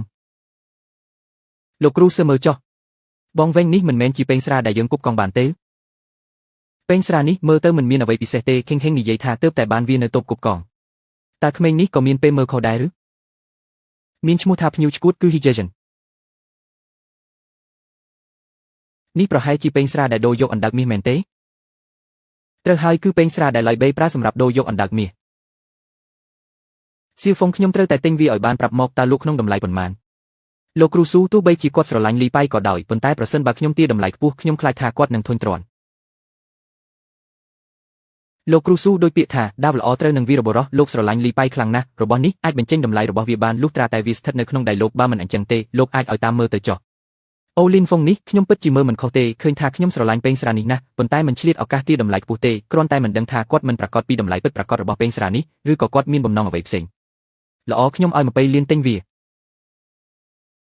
លោកគ្រូស៊ូរបស់នេះមានតម្លៃទីផ្សារប្រហែល16លានលោកឲ្យខ្ញុំ20លានលោកពិតជាស្រឡាញ់លីប៉ៃណាស់ក្មេងនេះពិតជាមានភ្នែកល្អហើយយល់ដឹងពីការងារខ្ញុំពិតជាបានរកឃើញកំណត់មែនសៀវហ្វុងនេះលុយសម្រាប់ឯងល្អទទួលបាន20លានយ៉នអរគុណលោកគ្រូស៊ូអ្នកផ្ទះយើងកុំហៅខ្ញុំថាលោកគ្រូស៊ូទៀតហៅខ្ញុំថាពូស៊ូអបអរសាត្រប៉ាហើយក៏អបអរសាត្របងហ្វុងដែរពូស៊ូខ្ញុំចង់សួរពូពីមនុស្សម្នាក់តើមាននរណាទៀតដែលអាចធ្វើឲ្យឯងខ្វល់ខ្វាយយ៉ាងនេះវ៉ាងសៀវកាំងនៅជូពូសៀងតើពូធ្លាប់ឮទេអូឯងនិយាយពីគាត់ទេដឹងគាត់មិនមែនបើកហាងនៅជូពូសៀងឈ្មោះប៉ៅអ្វីយានទេជាធម្មតាគាត់ជួយមនុស្សមើលវត្ថុបុរាណតាមអ៊ីនធឺណិតខ្ញុំឃើញថាអាជីវកម្មរបស់គាត់ក៏ដំណើរការល្អដែរចុះគាត់បោកប្រាស់ក្នុងការមើលវត្ថុបុរាណតាមអ៊ីនធឺណិតពូដឹងទេហាបោកប្រាស់មានរឿងនេះមែនមិត្តភក្តិខ្ញុំម្នាក់បានទិញវត្ថុបុរាណអស់ចាស់ណាស់ប៉ាសង្ហាជាងគេអរគុណលោកពូស៊ូយប់ហើយឈីងទៅធ្វើម្ហូបទៅក្មួយញ៉ាំបាយនៅផ្ទះពូសិនទៅមែនហើយខ្ញុំជាអ្នកធ្វើម្ហូបបងវឹងនៅញ៉ាំស្រាជាមួយប៉ាខ្ញុំសិនទៅថ្ងៃនេះមិនបានទេខ្ញុំមានណាត់ជាមួយគេលោកពូស៊ូលើកក្រោយចុះបើទំនេរកុំភ្លេចមកលេងណាលោកពូស៊ូខ្ញុំលាសិនហើយធ្វើដំណើរឲ្យស្រួលបួល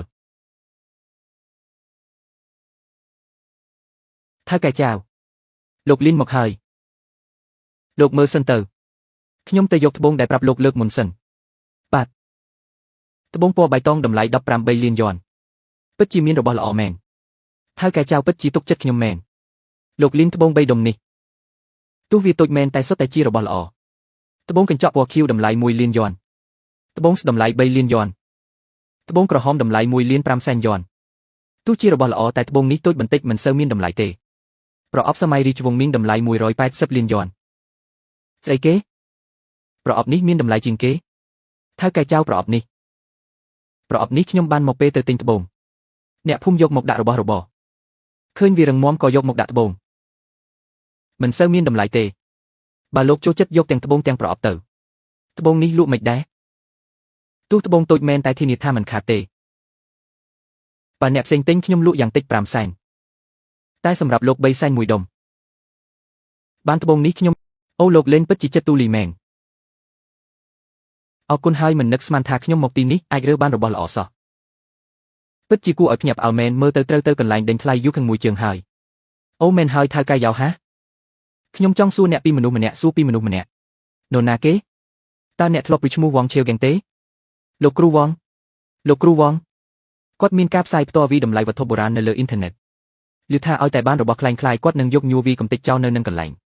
ប្រជាប្រិយភាពខ្ពស់ណាស់តើគាត់ល្បីល្បាញក្នុងវិស័យវីតម្លៃវត្ថុបុរាណនេះទេខ្ញុំមិនសូវច្បាស់ទេឮថាមានអ្នកសង្ស័យដែរតែគ្មានភស្តុតាងហើយថែមទាំងត្រូវអ្នកគ្រប់គ្រងគាត់ជាទៀតពូកែម្លេះអូមែនហើយពីថ្ងៃទៀតគាត់នឹងរៀបចំសន្និសីទវីតម្លៃវត្ថុបុរាណដោយផ្ទាល់បើចាប់អារម្មណ៍អាចទៅមើលបានសន្និសីទវីតម្លៃវត្ថុបុរាណដោយផ្ទាល់មែនទេអូអញ្ចឹងខ្ញុំត្រូវទៅជួបគាត់ហើយអូខេថៅកែយ៉ៅអញ្ចឹងខ្ញុំទៅសិនហើយលេហើយទីបំផុតបានជួបលោកគ្រូវងហើយនេះគឺលោកគ្រូវងទម្ងន់សង្កត់ក្រដាសរាងស័ត្វធ្វើពីត្បូងថ្មពណ៌ស៊ីសិនសម័យរាជវង្សហែនតម្លៃ60លានយន់ស្អីគេ60លាន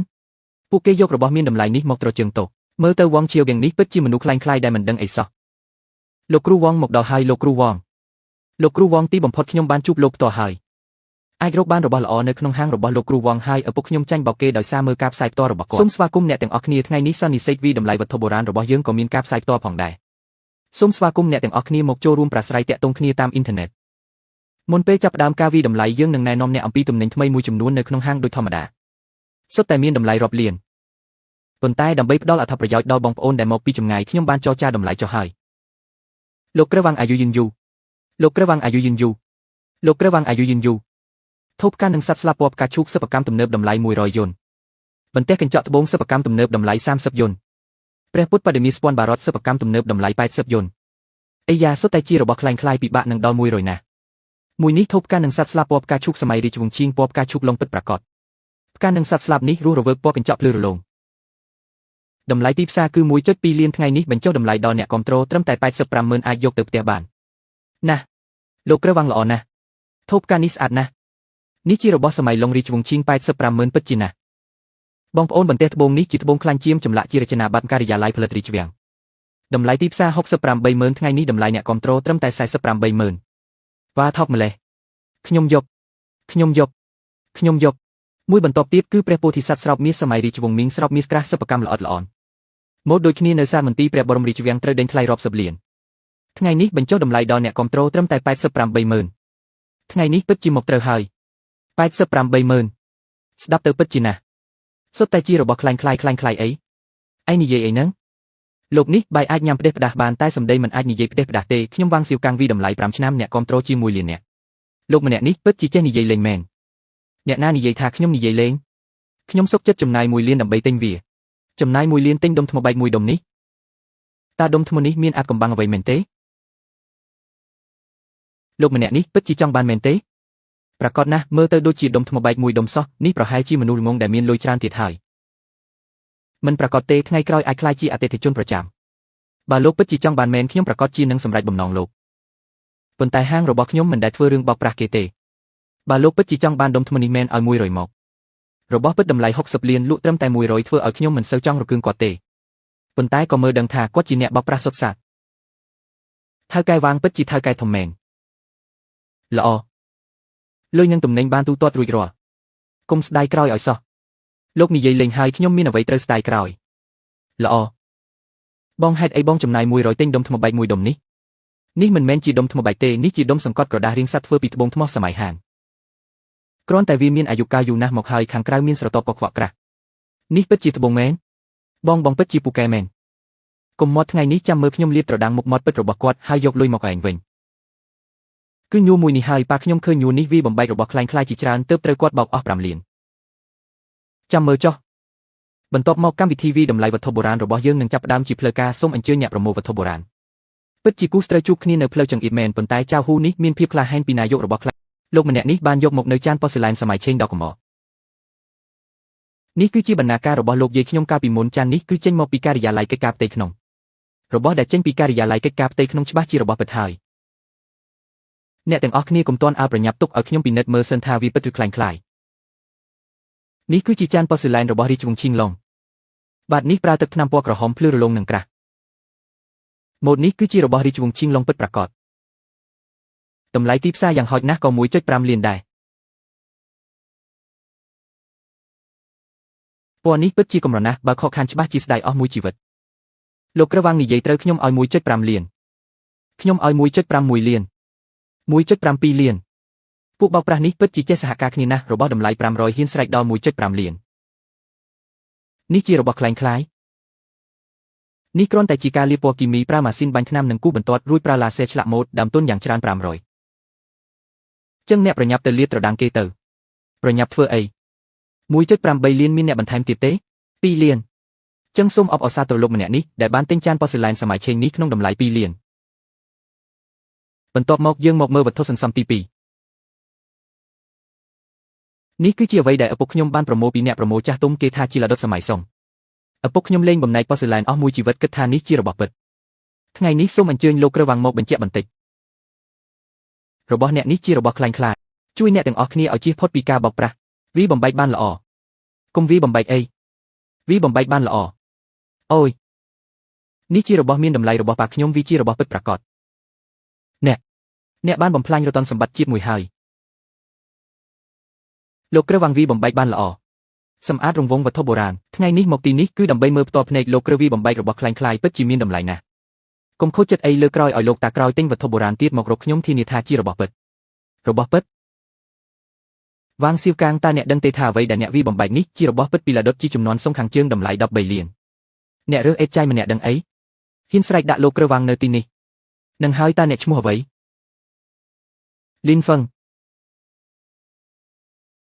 លោកលីនដោយសារតែអ្នកជាអ្នករើសអេតចៃខ្ញុំមិនប្រកាន់នឹងអ្នកទេការវាតម្លៃរបស់ខ្ញុំវាមិនអាចខុសទេ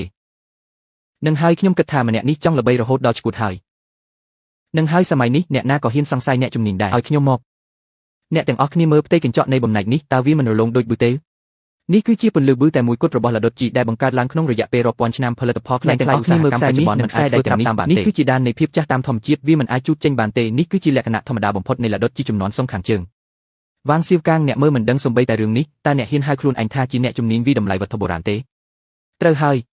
ប៉ាខ្ញុំធ្លាប់និយាយថាឡាដុតជីមានស្នាមប្រេះខ្សែមាសនិងខ្សែដែកអ្នកមិនជឿទេមកអ្នកទាំងអស់គ្នាមើលតើសម្ភារៈនេះផុយផងរឹងផងដូចផេះធុកទេខ្ញុំបានឆែកមើលហើយអ្វីដែលលេនវែងនិយាយគឺពិតមែនចុះអាមួយដែលត្រូវគេវាបំបែកនេះមិនមែនជារបស់ពិតទេមែនទេលោកគ្រូវងមិននិយាយអីទោះបីជាចង់ធ្វើតេស្តក៏ដោយក៏ត្រូវរងចាំប៉ុន្មានខែទៀតដែរឯងនិយាយបែបនេះគឺច្បាស់ជានិយាយផ្ដេសផ្ដាសចង់បំផ្លាញកេរ្តិ៍ឈ្មោះខ្ញុំហើយ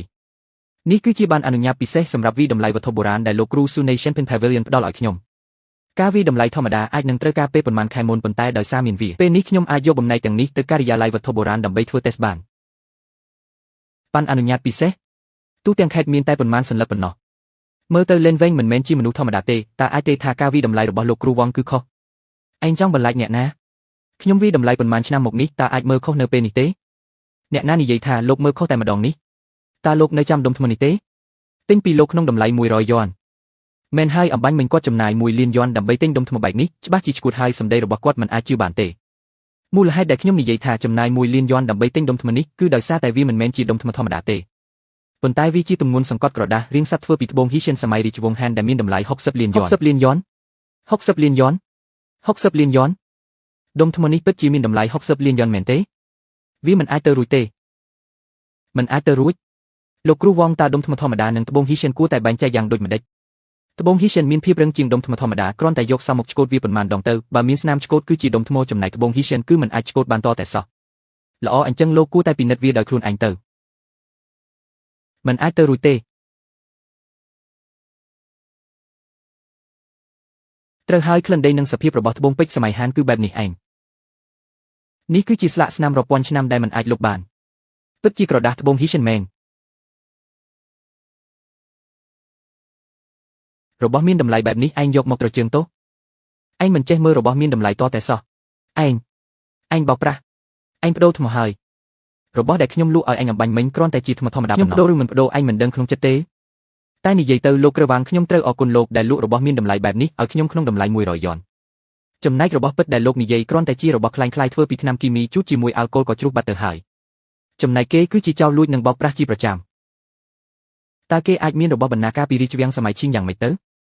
មើលមិនដឹងថាមួយណាពិតមួយណាខ្លាំងៗលោកក្រវាងនៅឲ្យខ្លួនឯងថាអ្នកជំនាញមើលរបស់មានតម្លៃទៀតឯងនិយាយឲ្យច្បាស់មកតើចានចិនសម័យឈីងនេះពិតឬអត់បើខ្លាំងៗខ្ញុំមិនលើកលែងឲ្យឯងទេអាបោកសងលុយវិញមិនមែនទេឯងវាបំបែករបស់មានតម្លៃរបស់ប៉ាខ្ញុំហើយនៅបោកប្រាស់ទៀតថែមទាំងបំផ្លាញវត្ថុបុរាណទៀតចាប់វាមនុស្សដូចឯងគួរតែទទួលទោសតាមច្បាប់កុំឲ្យវារត់រួចត្រូវហើយកុំឲ្យវារត់រួចសងលុយវិញអាបោកការិយាល័យវត្ថុបុរាណមែនទេ ខ្ញុំសូមរីកាឈ្មោះពិតថាបេវ៉ាន់យ៉េសង្ស័យថាមានការបោកប្រាស់ជាក្រុមចំនួនទឹកប្រាក់ពាក់ព័ន្ធជាង10 លានហើយថែមទាំងមានចេតនាបំផ្លាញវត្ថុបុរាណថ្នាក់ជាតិទៀតផងបងប្រុសអូប្អូនប្រុសឯងមកហើយខ្ញុំទុករបស់ល្អឲ្យឯងមកមើលនេះអូនេះជា10ថ្នាំជូរពណ៌ផ្កាឈូកពីសម័យសាធារណរដ្ឋចិនខ្ញុំទិញពីអ្នកភូមិគេថាជារបស់បុរាណពិតប្រាកដបន្សល់ទុកពីដូនតា10ថ្នាំជូរពណ៌ផ្កាឈូកពីសម័យសាធារណរដ្ឋចិនតម្លៃ 10,000 យ៉នបងប្រុសសិនតើបងគិតចង់លក់វាក្នុងតម្លៃប៉ុន្មានខ្ញុំមិនកុហកឯងទេពេលខ្ញុំទិញវាមកតម្លៃ 3,500 ឯងឲ្យ 4,000 មកខ្ញុំគ្រាន់តែយកកម្រៃនឿយហត់បន្តិចបន្តួចប៉ុណ្ណោះមើលទៅបងសិនមិនមានបំណងបោកប្រាស់ខ្ញុំទេប៉ុន្តែវាគ្រាន់តែជារបស់ពីសម័យសាធារណរដ្ឋចិនយកទៅធ្វើជាកាដូជូនលោកគ្រូសុបប្រហែលជាមិនសិលសមទេលោកមានរាងដូចផ្លែពេះមានសរសេរកំណាព្យឲ្យដោយអធិរាជខេឡុងនៃរាជវង្សថេងតម្លៃ 1.8 លានយ៉នព្រះឲ្យមិននឹកស្មានថាជា10ឃ្លោករបស់រាជវង្សដែលមានសរសេរកំណាព្យឲ្យដោយអធិរាជខេឡុងសោះយកមួយនេះចុះខ្ញុំយកមួយនេះបាត់ថៅកែចុះ10ឃ្លោកនេះលក់យ៉ាងម៉េចដែរអូអានឹងខ្ញុំឲ្យអញទេហាមិនបានទេខ្ញុំប្រាប់ឯងចុះប៉ុន្មានថ្ងៃមុនមានអ្នកក្លាហានភ្នែកទិព្វម្នាក់បានលាតត្រដាងអ្នកវិតម្លៃរបស់បុរាណคล้ายវងឈៀវហ្គេងធ្វើឲ្យអតិថិជនខាងនោះរត់មកខាងយើងអស់ធ្វើឲ្យការរកស៊ីរបស់ខ្ញុំក៏ល្អជាងមុនដែរឯងឧស្សាហ៍មកទិញចាត់ទុកថាទិញមួយថែមមួយចុះឯងកុំមិនជឿអីខ្ញុំមើលថាវងឈៀវហ្គេងគ្រាន់តែសងលុយគេក៏អស់ពីខ្លួនដែរហើយអាចនឹងជាប់គុកអស់មួយជីវិតទៀតផងយល់ព្រមអញ្ចឹងធ្វើបែបនេះចុះបងប្រុសមើលនេះរបស់ពីរនេះខ្ញុំឲ្យបង 5,000 យ៉នយ៉ាងម៉េចដែរប្អូនប្រុសពិតជាចិត្តទូលីមែនហាខ្ញុំខ្ចប់ឲ្យអញបាត់នេះមិនមែនជាអាល្អិតដែលជួយជាងរួចសេហើយបោកលុយខ្ញុំអស់រាប់សិបលានទេមិននឹកស្មានថាមកទិញរបស់ខ្លាញ់លោកពូសុបងវិញមកដល់ហើយលោកពូស៊ូរីករីថ្ងៃកំណើតជូនពរលោកពូមានអាយុយឺនយូរអរគុណហើយលោកពូសនេះជាកាដូរបស់លោកពូអរគុណច្រើនលោកតាស៊ូរីករីថ្ងៃកំណើតខ្ញុំបានពឹងគេឲ្យទិញពីហុងកុងមករូបចម្លាក់មាសសុទ្ធតែមាសជូនពរលោកតាមានអាយុយឺនយូរក្មួយប្រុសខ្ញុំមិនដែលទទួលកាដូមានតម្លៃបែបនេះយូរហើយយកទៅវិញចុះលោកតាសនេះជាទឹកចិត្តរបស់ខ្ញុំខេងឯងថាមែនទេគឺឯងលោកចៅជួបគ្នាទៀតហើយបងវិញអ្នកទាំងពីរស្គាល់គ្នាខេងថ្ងៃក្រោយមើលមនុស្សឲ្យច្បាស់ប្រយ័ត្នត្រូវមនុស្សមិនបានការបោកប្រាស់ក្មួយឆៅឈៀវហ្វេងគឺជាភ្ញៀវដែលខ្ញុំអញ្ជើញមកថ្ងៃនេះលោកតាសរូបចម្លាក់មាសតម្លៃ 20,000 នេះលោកតាមិនពេញចិត្តខ្ញុំចង់ដឹងថាអាល្អិតនេះមានកាដូវៃល្អមើលអញហ៊ានបើកនៅមុខអ្នកគ្រប់គ្នាទេលោកឆៅលោកពិតជាមិនរៀងចាមែនល្អអញ្ចឹងខ្ញុំឲ្យលោកបើកភ្នែកមើលអាល្អិតនេះមិនមែនជារបស់ខ្លាញ់ដែលអញទិញនៅតាមផ្លូវទេចាំមើលលើកនេះខ្ញុំមិនសម្លាប់អញទេនេះប្រហែលជាសិលាចារឹករបស់អធិរាជឆេឡុងក្នុងរជ្ជកាលឆេឡុងមែនទេត្រូវហើយលោកពូស៊ូពិតជាមានភ្នែកមុតមែននេះគឺជា10ទឹកឃ្លោកពណ៌មាសដែលមានអក្សរឆ្លាក់លាក់កំបាំងក្នុងរជ្ជកាលឆេឡុងបងវិញមិនដឹងថាប៉ាខ្ញុំកំពុងរក10ទឹកឃ្លោកបែបនេះនិយាយថាមានសល់មិនដល់110ទេក្នុងលោកហើយពួកយើងរកមិនឃើញរបស់ពិតប៉ុន្មានឆ្នាំហើយមែនទេអញ្ចឹងខ្ញុំពិតជាឲ្យកាដូត្រូវមែនជាវិញកាដូនេះមានតម្លៃណាស់យ៉ាងម៉េចដែរ2លានចាត់ទុកថាខ្ញុំទិញពីឯងចាំខ្ញុំវេលលុយឲ្យឯងតាមក្រោយលោកពូសឺមិនបានទេដាច់ខាត់មិនបានទេលោកតាស៊ូកុំចាញ់បោកក្មេងនេះឲ្យសោះហៅខេតាឯងមានន័យយ៉ាងម៉េចខ្ញុំធ្វើនេះដើម្បីប្រយោជន៍លោកទេ10ទឹកឃ្លោកនេះមើលមួយផ្លែតក៏ដឹងថាខ្លាញ់ដែរទេក្មួយប្រុសហេតុអ្វីបានជាអញទូចថា10ទឹកឃ្លោកនេះជារបស់ខ្លាញ់លើកនេះឯងមិនស្លាប់ទេខ្ញុំឆៅខេនឹងយកត្រកូលឯងព្រោះខ្ញុំឃើញផ្ទាល់ភ្នែកថាគេទិញពីតូបតាមផ្លូវក្នុងតម្លៃ 1,000 យ៉នឯងឃើញទេត្រូវហើយពិតណាស់ខ្ញុំបានឃើញវាបន្ទាប់ពីឯងចេញទៅខ្ញុំបានសួរថៅកែដោយផ្ទាល់គាត់មានបំណងចង់ឲ្យវាទៅឯងដែលជាសិប្បកម្មទំនើបសុទ្ធសាធបងវែងត្រូវហើយខ្ញុំពិតជាបានទិញ10ទឹកឃ្លោកនេះក្នុងតម្លៃ 1,000 យ៉នលោកតាស៊ូខេងអ្នកទាំងអស់គ្នាបានឬហើយគាត់និយាយដោយខ្លួនឯងទោះបីជាខ្ញុំចំណាយត្រឹមតែ 1,000 យ៉នក៏ដោយក៏ខ្ញុំអាចធានាថាវាជារបស់ពិតមិនអាចទេលោកតាស៊ូគឺជាអ្នកជំនាញខាងវិតម្លៃតើខ្ញុំអាចយកទឹកឃ្លោកខ្លាញ់មកបង្ហាញនៅមុខគាត់ហើយប្រើវាជាកាដូអបអរសាទរយ៉ាងដូចម្តេចបើសិនជាធូនេះជារបស់ពិតខ្ញុំនឹងឲ្យឡាន Bentley នៅមុខទ្វារនោះទៅឯងតែបើជារបស់ខ្លាញ់ឯងត្រូវតែលុតជង្គង់សុំទោសខ្ញុំហើយសារភាពថាឯងអន់ជាងខ្ញុំថ្ងៃក្រោយត្រូវនៅឲ្យឆ្ងាយពីខេងណែយ៉ាវឆេនជាលោកនិយាយនេះហាក់ដូចជាហួសហេតុពេកហើយថ្ងៃនេះយ៉ាងណាក៏ជាថ្ងៃកំណើតរបស់ខ្ញុំដែរលោកធ្វើបែបនេះតើមិនទុកមុខឲ្យខ្ញុំពេកទេដឹងលោកតាសុខខ្ញុំធ្វើបែបនេះគឺដើម្បីលោកតាទេខ្លាចក្រែងលោកតាត្រូវលេនវែងបោកប្រាស់ឡានទំនើបយកមកឲ្យដល់មុខទ្វារហើយមនុស្សល្ងងទៅមិនយកលោកតាសុខខ្ញុំភ្នាល់ជាមួយគេធូទឹកឃ្លោកពណ៌ស្វាយមាសក្នុងរជ្ជកាលថៃឡុងនេះគំនូររុស្ស៊ីគឺជាលក្ខណៈពិសេសរបស់វាហើយនៅបាតធំមានលេខកូដដំពូចទៀតនេះជារបស់មានតម្លៃពិតប្រាកដហើយនៅលើលោកនេះមានមិនដល់100ទេក្មួយវិញកាដូរបស់ក្មួយនេះពិតជាមានតម្លៃណាស់មិនអាចទេគេគឺជាអ្នកបោកប្រាស់លើកមុនគេបោកខ្ញុំអស់ជាង10លានត្បូងនេះកូចកាលហែនជារបស់ខ្លាញ់តម្លៃ 2,500 យ៉នលោកប្រធានយ៉ាវត្បូងរបស់លោកនេះ នេះជាត្បូងនីកូជាកាលហានដែលខ្ញុំទិញក្នុងតម្លៃ30លានអាអ្នករបបប្រាស់ដូចជាឯងមួយជីវិតនេះមិនធ្លាប់ឃើញទេមែនទេលោកប្រធានយ៉ាវត្បូងរបស់លោកនេះជារបស់ខ្លាំងខ្លាយអាអ្នកក្រមិនដែលឃើញពិភពលោកខាងក្រៅនិយាយផ្ដេសផ្ដាស់អីត្បូងនីកូជាកាលហានគំនូនេះគឺជានាគដើរតែរបស់លោកនេះគឺជានាគក្រុមចំណុចសំខាន់បំផុតគឺការចោះរន្ធត្បូងរចកាលហានការចោះរន្ធគឺប្រើប្រាស់ឧបករណ៍ចោះរន្ធជញ្ជាំងរន្ធនឹងបង្ហាញពីស្នាមធម្មជាតិរាងគូតខ្យងតែរបស់លោកនេះជញ្ជាំងរន្ធរលោងដូចកញ្ចក់គ្មានស្នាមធម្មជាតិអ្វីទាំងអស់មើលមួយផ្លេតដឹងថាខ្លាំងខ្លាយបាត់ទៅហើយបងហ្វេងថាវាខ្លាំងខ្លាយគឺវាខ្លាំងខ្លាយហើយថៅកែយ៉ាវលោកប្រញាប់ទៅរកអ្នកលក់ដើម្បីទារប្រាក់សំណងបងស្រីរੂស័យអូរੂស័យមកដល់ហើយលោកពូស៊ូរិករីថ្ងៃកំណើតរੂស័យពិតជាមានទឹកចិត្តមែនអូលេនវែងក៏នៅទីនេះដែរចង់ជួបលោកម្ដងពិតជាមិនងាយទេឆៅខេពីមុនលោកមិនធ្លាប់ចាញ់លេនវែងទេមិនដែរចង់ប្រកួតម្ដងទៀតឬត្រូវហើយលើកមុនខ្ញុំធ្វេសប្រហែសខ្ញុំមិនជឿថាខ្ញុំមិនអាចយកឈ្នះគេបានទេល្អថ្ងៃនេះខ្ញុំបានយកកាដូ3មុខមកដាំឡើយគិតថានឹងឲ្យលោកពូសើជួយមើលឲ្យចៃដន្យអីអ្នកទាំងពីរអាចប្រកួតគ្នាបានអូថ្ងៃនេះជាឱកាសដ៏កំចុះបើឲ្យខ្ញុំធ្វើជាអាញាកណ្ដាលវិញយ៉ាងមិនដែរនៅចំពោះមុខរੂស័យនឹងខេងខ្ញុំច្បាស់ជានឹងធ្វើឲ្យល្អិតនេះបង្ហាញធៀបពិតមិនខានល្អបាននរណាចាញ់ចាប់ពីពេលនេះទៅត្រូវដកខ្លួនចេញពីពិភពវត្ថុបុរាណហើយមិនអាចមករំខានរੂស័យនឹងខេងទៀតទេហើយនៅលើលោកនេះពិតជាមានមនុស្សល្ងងដូចឆៅខេមែនអញ្ចឹងកុំបន្ទោសខ្ញុំអីល្អ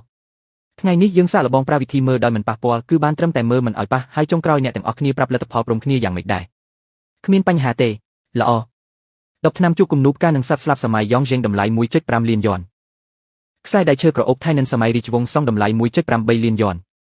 ចង្គៀងដីអាត់រៀងគ្រើមសម័យហានខាងលិចជាចង្គៀងដែលខ្វែងហេងប្រើសម្រាប់ចោះជញ្ជាំងខ្ចីពន្លឺតម្លៃ 3 លានយ៉នចង្គៀងដីអាត់ដ៏គ្រើមនេះតាមពិតជាចង្គៀងដែលខ្វែងហេងប្រើសម្រាប់ចោះជញ្ជាំងខ្ចីពន្លឺថ្ងៃនេះខ្ញុំពិតជាបានបើកភ្នែកមែនក្នុងចំណោមរបស់ទាំង3នេះ10ឆ្នាំជក់និងខ្សែដៃឈើក្រអូបជារបស់ពិតចំណែកចង្គៀងដីអាត់នេះមើលទៅដឹងថាជារបស់គ្មានតម្លៃបាត់ទៅហើយប្រធានយ៉ែងលោកត្រូវគេបោកហើយអូឈៀវហ្វេងចោះអញយកយ៉ាងណាដែរបើតាមខ្ញុំនិយាយរបស់ទាំង3នេះសុទ្ធតែតើអ្នកគិតថាយើងជាមនុស្សល្ងីល្ងើមែនទេខ្ញុំថានេះជាចង្គៀងដីអាត់ដែលធ្វើដោយមនុស្សល្ងីល្ងើនៅក្បែរផ្ទះខ្ញុំជឿគាត់ខ្ញុំក៏ជឿអ្វីដែលបងវែងនិយាយដែរអ្នកទាំងអស់គ្នាឈៀវហ្វេងអ្នកនិយាយបែបនេះតើមានភស្តុតាងអ្វីទេចង្គៀងដីឥដ្ឋនេះពណ៌របស់វាគឺស្របទៅនឹងសម័យរាជវង្សហានខាងលិចដែលជាដីយ៉ាត់លឹមណៃនៃស្រុកកំណើតរបស់ខ្វែងហេងអ្នកអាចមើលបានតើមានពាក្យអ៊ីជីហ្គួងជាអក្សរលេស្យូនៅកណ្ដាលចានចង្គៀងដែរឬទេពិតជាមានមែនអក្សរដ៏ឆោតល្ងងនេះមិនមានហត្ថលេខារបស់សិប្បករណាមួយឡើយនេះច្បាស់ណាស់ថាវាត្រូវបានឆ្លាក់ដោយអ្នកប្រើប្រាស់ខ្លួនឯងដើម្បីលើកទឹកចិត្តខ្លួនឯងឬក៏ត្រាគោលបំណងអូនៅមានទៀតវត្ថុចាស់របស់គ្រូសាខ្វែងវត្ថុបុរាណជីហ្គួងទទួលបានពីយូក្នុងឆ្នាំបេងគូនៃរជ្ជកាលខែឡងអូនេះពិតជាចង្គៀងនៅក្នុងរឿងព្រាបប្រដៅអំពីការចោះជញ្ជាំងដើម្បីលួចពន្លឺមែនឈៀវហ្វេងអញពិតជាអស្ចារ្យមែនអ្នកនិយាយថាមួយនេះមែនមួយនេះក៏អាចជាការក្លែងបន្លំដែរងាយស្រួលណាស់គ្រាន់តែយកវាទៅការិយាល័យវត្ថុបុរាណដើម្បីធ្វើតេស្តទៅលិនវែងនិយាយត្រូវខ្ញុំបានធ្វើតេស្តវារួចហើយអ្នកទាំងអស់គ្នាខុបខិតគ្នាដើម្បីបោកប្រាស់ខ្ញុំថៅកែចៅអ្នកជាអ្នកស្នើការភ្នាល់មិនក៏មិនហ៊ានទទួលស្គាល់ការចាញ់អញ្ចឹងគុំសង្ឃឹមថានឹងបើកឡាន Bentley នៅមាត់ទ្វារចេញទៅអីប្រញាប់ហៅតាក់ស៊ីទៅផ្ទះទៅក្មួយប្រុសចៅថ្ងៃនេះមានភ្ញៀវកិត្តិយសនៅផ្ទះទទួលភ្ញៀវមិនបានដិតដល់ដូច្នេះមិនជូនដំណើរទេណាលោកឆៅទៅថ្ងៃមុខនៅក្នុងពិភពវត្ថុបុរាណមិនបានឃើញវត្តមានរបស់អ្នកខ្ញុំនឹងនឹកអ្នកចាំមើលចុះលេហើយល្អថ្ងៃនេះខ្ញុំសប្បាយចិត្តណាស់ពួកយើងឡើងទៅជន់លើញ៉ាំបណ្ដាលផឹកបណ្ដានិយាយគ្នាបណ្ដាល្អទេហាចឹងខ្ញុំទៅប្រាប់ផ្ទះបាយឲ្យរៀបចំបាយល្អលេនវែងអ្នកពិតជាបរោះដែលពោពេញល្អណាស់លើកនេះមិនខកការណាត់ជួបទេព្រោះជួតាការប្រកួតប្រជែងវិតម្លៃកំណប់យូខេងនេះមានន័យយ៉ាងណាកាលពីប៉ុន្មានថ្ងៃមុនប្រធានក្រុមហ៊ុនយូខេងបានប្រកាសចូលនិវត្តន៍ដូច្នេះដើម្បីស្វែងរកអ្នកស្នងតំណែងដែលមានទាំងសមត្ថភាពវិតម្លៃនិងភាពប៉ិនប្រសប់ខាងអាជីវកម្មទើបការប្រកួតនេះត្រូវបានប្រារព្ធឡើងអ្នកចង់ឲ្យខ្ញុំតំណាងឲ្យគ្រូសាយ៉ែងក្នុងនាមជាម្ចាស់វិតម្លៃរបស់អ្នកដើម្បីជួយអ្នកឈ្នះយូខេងម៉េចអ្នកចង់បដិសេធខ្ញុំយូនេះមិនមែនជាប្រធានយ៉ែងនៃក្រុមហ៊ុនយ៉ែងគ្រុបទេយិនឡងហេតុអ្វីបានជាអ្នកនៅទីនេះហេតុអ្វីខ្ញុំមិនអាចមកគ្រូសាយិនរបស់យើងបានអញ្ជើញលោកគ្រូវិតម្លៃចាស់ថេនយើងត្រូវតែទទួលបានផ្ទះដេញថ្លៃយូខេងចូលទៅក្នុងយិនគ្រុបរបស់យើងយិនឡងគុំសប្បាយចិត្តពេកម្ចាស់វិតម្លៃដែលខ្ញុំរកឃើញក៏មានឥទ្ធិពលខ្លាំងដែរគ្រូសាយិនពិតជាគ្មានអ្នកណាសល់ទេដោយនាំឆ្មាឬឆ្កែចៃដន្យមកកន្លែងវិតម្លៃកម្ពុជាដូចជាយូខេងលោកលីនអ្នកនៅទីនេះលោកលីនប្រអប់ស្បែករមាសមីង Dynasty Chain ដែលអ្នកបានចាត់ឲ្យយើងដេញថ្លៃមុននេះលក់បានក្នុងតម្លៃខ្ពស់300លានខ្ញុំនឹងប្រគល់ប្រាក់ជូនអ្នកដោយផ្ទាល់នៅពេលក្រោយយោពមអ្វីអ្នកកំពុងនិយាយថាក្មេងក្រីក៏ម្នាក់នេះមានរបស់ដេញថ្លៃនៅទីនេះក្នុងតម្លៃ300លានត្រូវហើយលោកលេនគឺជាម្ចាស់កាត់ខ្មៅ Using Supreme Verb របស់យើងលោកលីនក្មេងហើយមានសង្ឃឹមលោកតាចាស់ឈីនខ្ញុំមិនទាន់បានណែនាំខ្លួនទេខ្ញុំឈ្មោះលីនហ្វេងលីនហ្វេងខ្ញុំស្គាល់អញជាមនុស្សខ្វាក់ភ្នែកខាងដែលរើសសម្រាមនៅតំបន់វីឡាកាពីមុនមែនទេភ្នែកជាហើយខ្ញុំមើលអញសឹងតែមិនស្គាល់ ឆៃឡងវីរបរោះមិនប្រកាន់ប្រភពដើមទេសមិទ្ធផលរបស់លេនវិញឥឡូវនេះទូឯងជីសេះក៏តាមមិនទាន់ដែរប្រធានជាងអ្នកអញ្ជើញមនុស្សបែបនេះមកប្រកួតខ្ញុំចង់បន្ធូរដៃក៏មិនបានដែរបងវិញបងពិតជាមកមែនអាវ៉ាន់ឃីឡូពូស៊ូអ្នកទាំងអស់គ្នាបានមកដល់ហើយថ្ងៃនេះខ្ញុំក៏មកចូលរួមប្រកួតដែរតែមានឯងនៅទីនេះខ្ញុំគ្រាន់តែមកកំដៅទេបងហ្វេងអាចទម្លីមុខមាត់ពិតរបស់វ៉ាងឈៀវហ្គាំងនោះបានគាត់ពិតជាមានលក្ខណៈសម្បត្តិគ្រប់គ្រាន់បំផុតក្នុងការវិតម្លៃត្បូងនោះមិនមែនជាលោកស៊ូនិងកញ្ញាស៊ូមកពីយ៉ែនផេងទេពួកគេក៏ស្គាល់លេនវែងនេះដែរឯងមិននឹកកញ្ញាសិននិយាយទៅគាត់គឺជាលេនហ្វេងដែលបានទម្លីមុខមាត់ពិតរបស់វ៉ាងឈៀវហ្គាំងលោកស៊ូលោកមកដល់ហើយអូលោកថែនខានជួបគ្នាយូរហើយសុខសប្បាយជីទេមិនអីទេនឹកស្មានមិនដល់សោះថាគេអញ្ជើញលោកមកដែរប៉ុន្តែថ្ងៃនេះមានយុវជនឆ្នាំដូចជាឈៀវហ្វេងនៅទីនេះមនុស្សចាស់ដូចជាពួកយើងទាំងពីរអាចត្រឡប់ទៅផ្ទះវិញលឿនបន្តិចដើម្បីរីករាយនឹងសេចក្តីសុខជាមួយកូនចៅហើយខ្ញុំត្រូវតែប្រកួតជាមួយគេឲ្យបានត្រឹមត្រូវម្ដងអាអ្នករើសសម្រាមស្អុយដឹងអីពីការវិតម្លៃត្បូងប្រហែលជាដឹងតែថារបស់អ្វីមានតម្លៃបំផុតនៅក្នុងគំនរសម្រាមទេដឹងប្រធានខេត្តនិយាយត្រូវហើយក្នុងគំនរសម្រាមសុទ្ធតែជារបស់មានតម្លៃគួរឲ្យស្ដាយឯងគ្មានតម្លៃសំបីមួយកាក់មួយសេងឯងអាល្អិតថ្ងៃនេះខ្ញុំនឹងបង្ហាញជំនាញវិតម្លៃត្បូងឲ្យឯងមើលឲ្យច្បាស់ថាឯងជាសម្រាមអ្វីតែមិនបាច់បារម្ភទេក្រុមហ៊ុនជាងរបស់យើងអាចទទួលយកឯងឲ្យឯងចាក់សម្រាមមួយជីវិតចុះបើខ្ញុំឈ្នះវិញឯងគ្មានផ្លូវឈ្នះទេយកអញចេះទៅបើខ្ញុំឈ្នះឯងត្រូវទៅធ្វើជាឆ្កែការប្រកួតវិតម្លៃវត្ថុបុរាណលើកទី1នឹងចាប់ផ្ដើមឆាប់នេះសូមអរគុណសម្រាប់ការអញ្ជើញមកការប្រកួតនេះមាន3ជុំនីមួយត្រូវបែងចែករវាងពិតនិងคล้ายៗនឹងប៉ាន់ស្មានតម្លៃអ្នកដែលវិតម្លៃខុសឬប៉ាន់ស្មានតម្លៃខុសលើពី10នឹងត្រូវចម្រុះចេញអ្នកដែលជោគជ័យនឹងទទួលបានត្បូងវត្ថុទី1ថូបកាពឃីវនឹងជារបស់ចម្លងពីសម័យសាធារណរដ្ឋចិនតម្លៃ 120,000 យ៉នសូមអញ្ជើញអ្នកទាំងអស់គ្នាឡើងមកវិតម្លៃនិងផ្ដល់ការប៉ាន់ស្មានតម្លៃ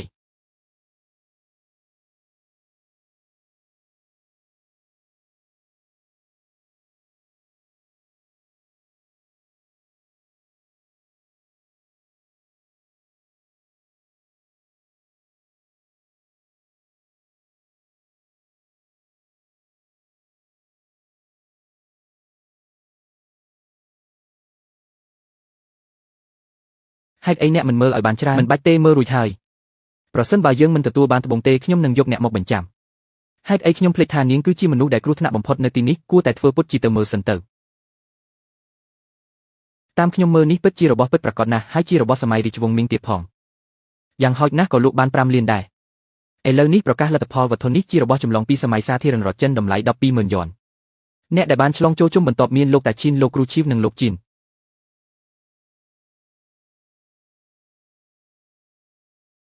អ្នករកមនុស្សបែបនេះមកខ្លាចតែមិនបានចូលជុំទី1ផងនិងអ្នកដែលវិតម្លៃនឹងប៉ាន់ស្មានតម្លៃបានត្រឹមត្រូវទាំងស្រុងលោកលីនហ្វឹងការប្រកួតវិតម្លៃវត្ថុបុរាណលើកទី1នឹងចាប់ផ្ដើមឆាប់នេះសូមអរគុណសម្រាប់ការអញ្ជើញមកការប្រកួតនេះមាន3ជុំនីមួយត្រូវបែងចែករវាងពិតនិងคล้ายៗនឹងប៉ាន់ស្មានតម្លៃអ្នកដែលវិតម្លៃខុសឬប៉ាន់ស្មានតម្លៃខុសលើពី10នឹងត្រូវចម្រុះចេញអ្នកដែលជោគជ័យនឹងទទួលបានត្បូងវត្ថុទី1ថូបកាពឃីវនឹងជារបស់ចម្លងពីសម័យសាធារណរដ្ឋចិនតម្លៃ 120,000 យ៉នសូមអញ្ជើញអ្នកទាំងអស់គ្នាឡើងមកវិតម្លៃនិងផ្ដល់ការប៉ាន់ស្មានតម្លៃ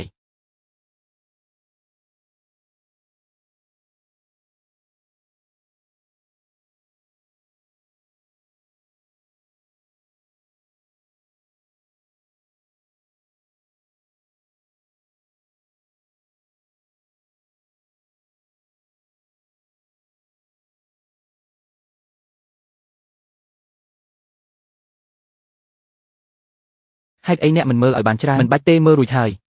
ប្រសិនបើយើងមិនទទួលបានត្បូងទេខ្ញុំនឹងយកអ្នកមកបញ្ចាំហេតុអីខ្ញុំភ្លេចថានាងគឺជាមនុស្សដែលគ្រោះថ្នាក់បំផុតនៅទីនេះគួរតែធ្វើពុតជាទៅមើលសិនទៅតាមខ្ញុំមើលនេះពិតជារបស់ពិតប្រាកដណាស់ហើយជារបស់សម័យរាជវង្សមីងទៀតផងយ៉ាងហោចណាស់ក៏លក់បាន5លានដែរឥឡូវនេះប្រកាសលទ្ធផលវត្ថុនេះជារបស់ចម្លងពីសម័យសាធារណរដ្ឋចិនតម្លៃ 120,000 យ៉នអ្នកដែលបានឆ្លងចូលជុំបន្ទាប់មានលោកតាឈីនលោកគ្រូឈីវនិងលោកជីន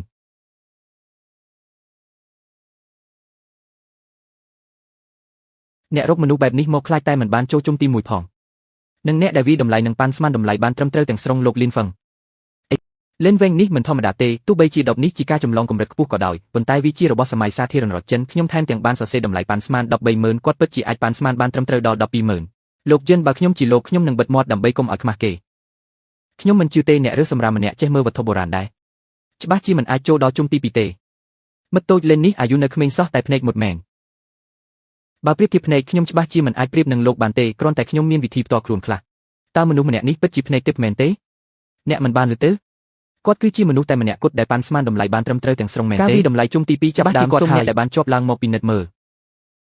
ពេញពណ៌ផ្ទៃមេឃរកខឿនសម័យរាជវង្សសុងខាងជើងជាវត្ថុខ្លាំងខ្លាយត្បាតវត្ថុពិតមាន10តម្លៃ8លានយន់វត្ថុបុរាណនេះគួរឲ្យចាប់អារម្មណ៍ណាស់មិននឹកស្មានថាជាទូពេញខ្លាំងខ្លាយភ្ជាប់លើបាតពិតសោះមនុស្សធម្មតាពិតជាពិបាកមើលដឹងណាស់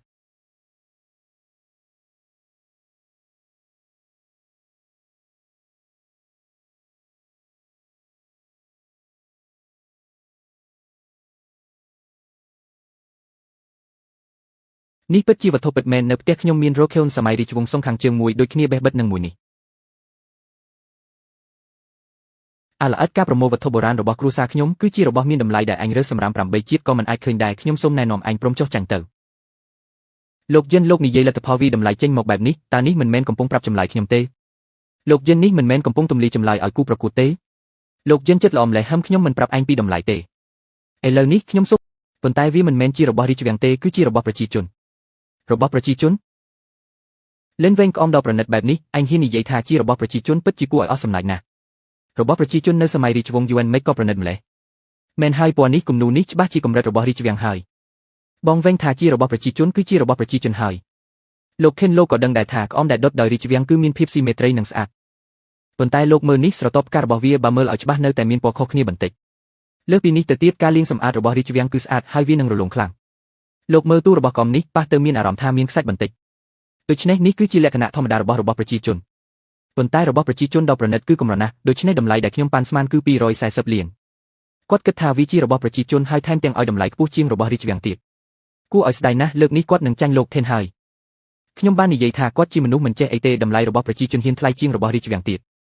បងវែងថាខ្ពស់គឺខ្ពស់ខ្ញុំជឿគាត់លោកលេនតើលោកប្រកាសទេប្រកាសណាស់រលកក្រោយរុញរលកមុខប្រកាសទៅ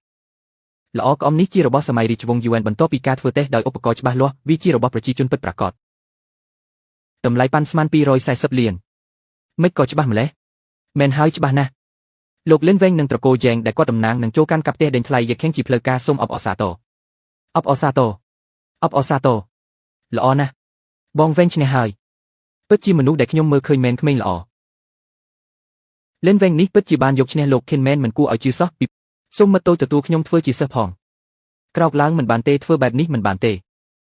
លោកលេងសារមន្ទីរជាតិយើងកំពុងខ្វះអ្នកជំនាញមើលវត្ថុបុរាណដូចជាលោកសូមលោកជួយបង្រៀនដើម្បីកុំឲ្យក្មេងដើរផ្លូវខុសលោកលេងខ្ញុំឲ្យប្រាក់ខែ50លានសូមលោកមកធ្វើជាអ្នកជំនាញមើលវត្ថុបុរាណនៅក្រុមហ៊ុនខ្ញុំមកខ្ញុំឲ្យ60លានខ្ញុំឲ្យ65លានអ្នកនាងយ៉ែងតើអ្នកចង់ទៅណាអ្នកនាងយ៉ែងគួរតែអត់ទោសឲ្យគេទៅលោកលេងបើហ៊ានភ្នាល់ត្រូវតែគោរពច្បាប់មែនហើយលោកលេងព្រឹកស្អែកទៅរីកានៅផ្នែកសន្តិសុខទៅបើលោកមិនទៅទេខ្ញុំនឹងផ្ញើវីដេអូដែលលោកភ្នាល់ចូលក្នុងគ្រប់ទាំងអស់កុំអីខ្ញុំទៅបានហើយមែនទេបានហើយរឿងដោះស្រាយរួចហើយខ្ញុំគួរតែទៅដែរធ្វើអីហ្នឹងអ្នកនាងយ៉ែងមានការអីទៀតមែនទេបើលោកមិនចង់ធ្វើជាបុគ្គលិកទេធ្វើជាសង្សារខ្ញុំទៅមិនមែនទេអ្នកនាងយ៉ែងអ្នកកំពុងតែលេងសើចជាមួយខ្ញុំមែនទេខ្ញុំមិនបានលេងសើចទេខ្ញុំនិយាយមែនម្យ៉ាងទៀតកុំហៅខ្ញុំថាអ្នកនាងយ៉ែងអ្នកដែលតាមញ៉ែខ្ញុំតម្រង់ជួបពីទីនេះដល់បារាំងខ្ញុំតាមញ៉ែលោកមុនតើលោកមានអ្វីមិនពេញចិត្តទុកពេលឲ្យខ្ញុំគិតបន្តិចសិនទៅប្រាក់ខែ100លានដែលបាននិយាយពីមុននៅតែឲ្យដែរគិតយ៉ាងម៉េចដែរនៅមានខ្ញុំទៀតបងហ្វេងពេលណាទៅបងមកគ្រប់គ្រង Shenpin Pavilion មិនមែនទេលោកលិនឥឡូវលោកបានគ្រប់គ្រងយូខឹងហើយដល់ពេលដែលត្រូវទៅការិយាល័យជាមួយខ្ញុំដើម្បីពិភាក្សាពីការងារហើយមិនមែនទេខ្ញុំគ្រប់គ្រងយូខឹងពីពេលណាខ្ញុំលិនវែងបងហ្វេងលោកលេងមើលចុះខ្ញុំចង់សុំយោបល់លោកពីរឿងសំខាន់មួយលោកកុំមកបន្ថែមរឿងទៀតបានទេ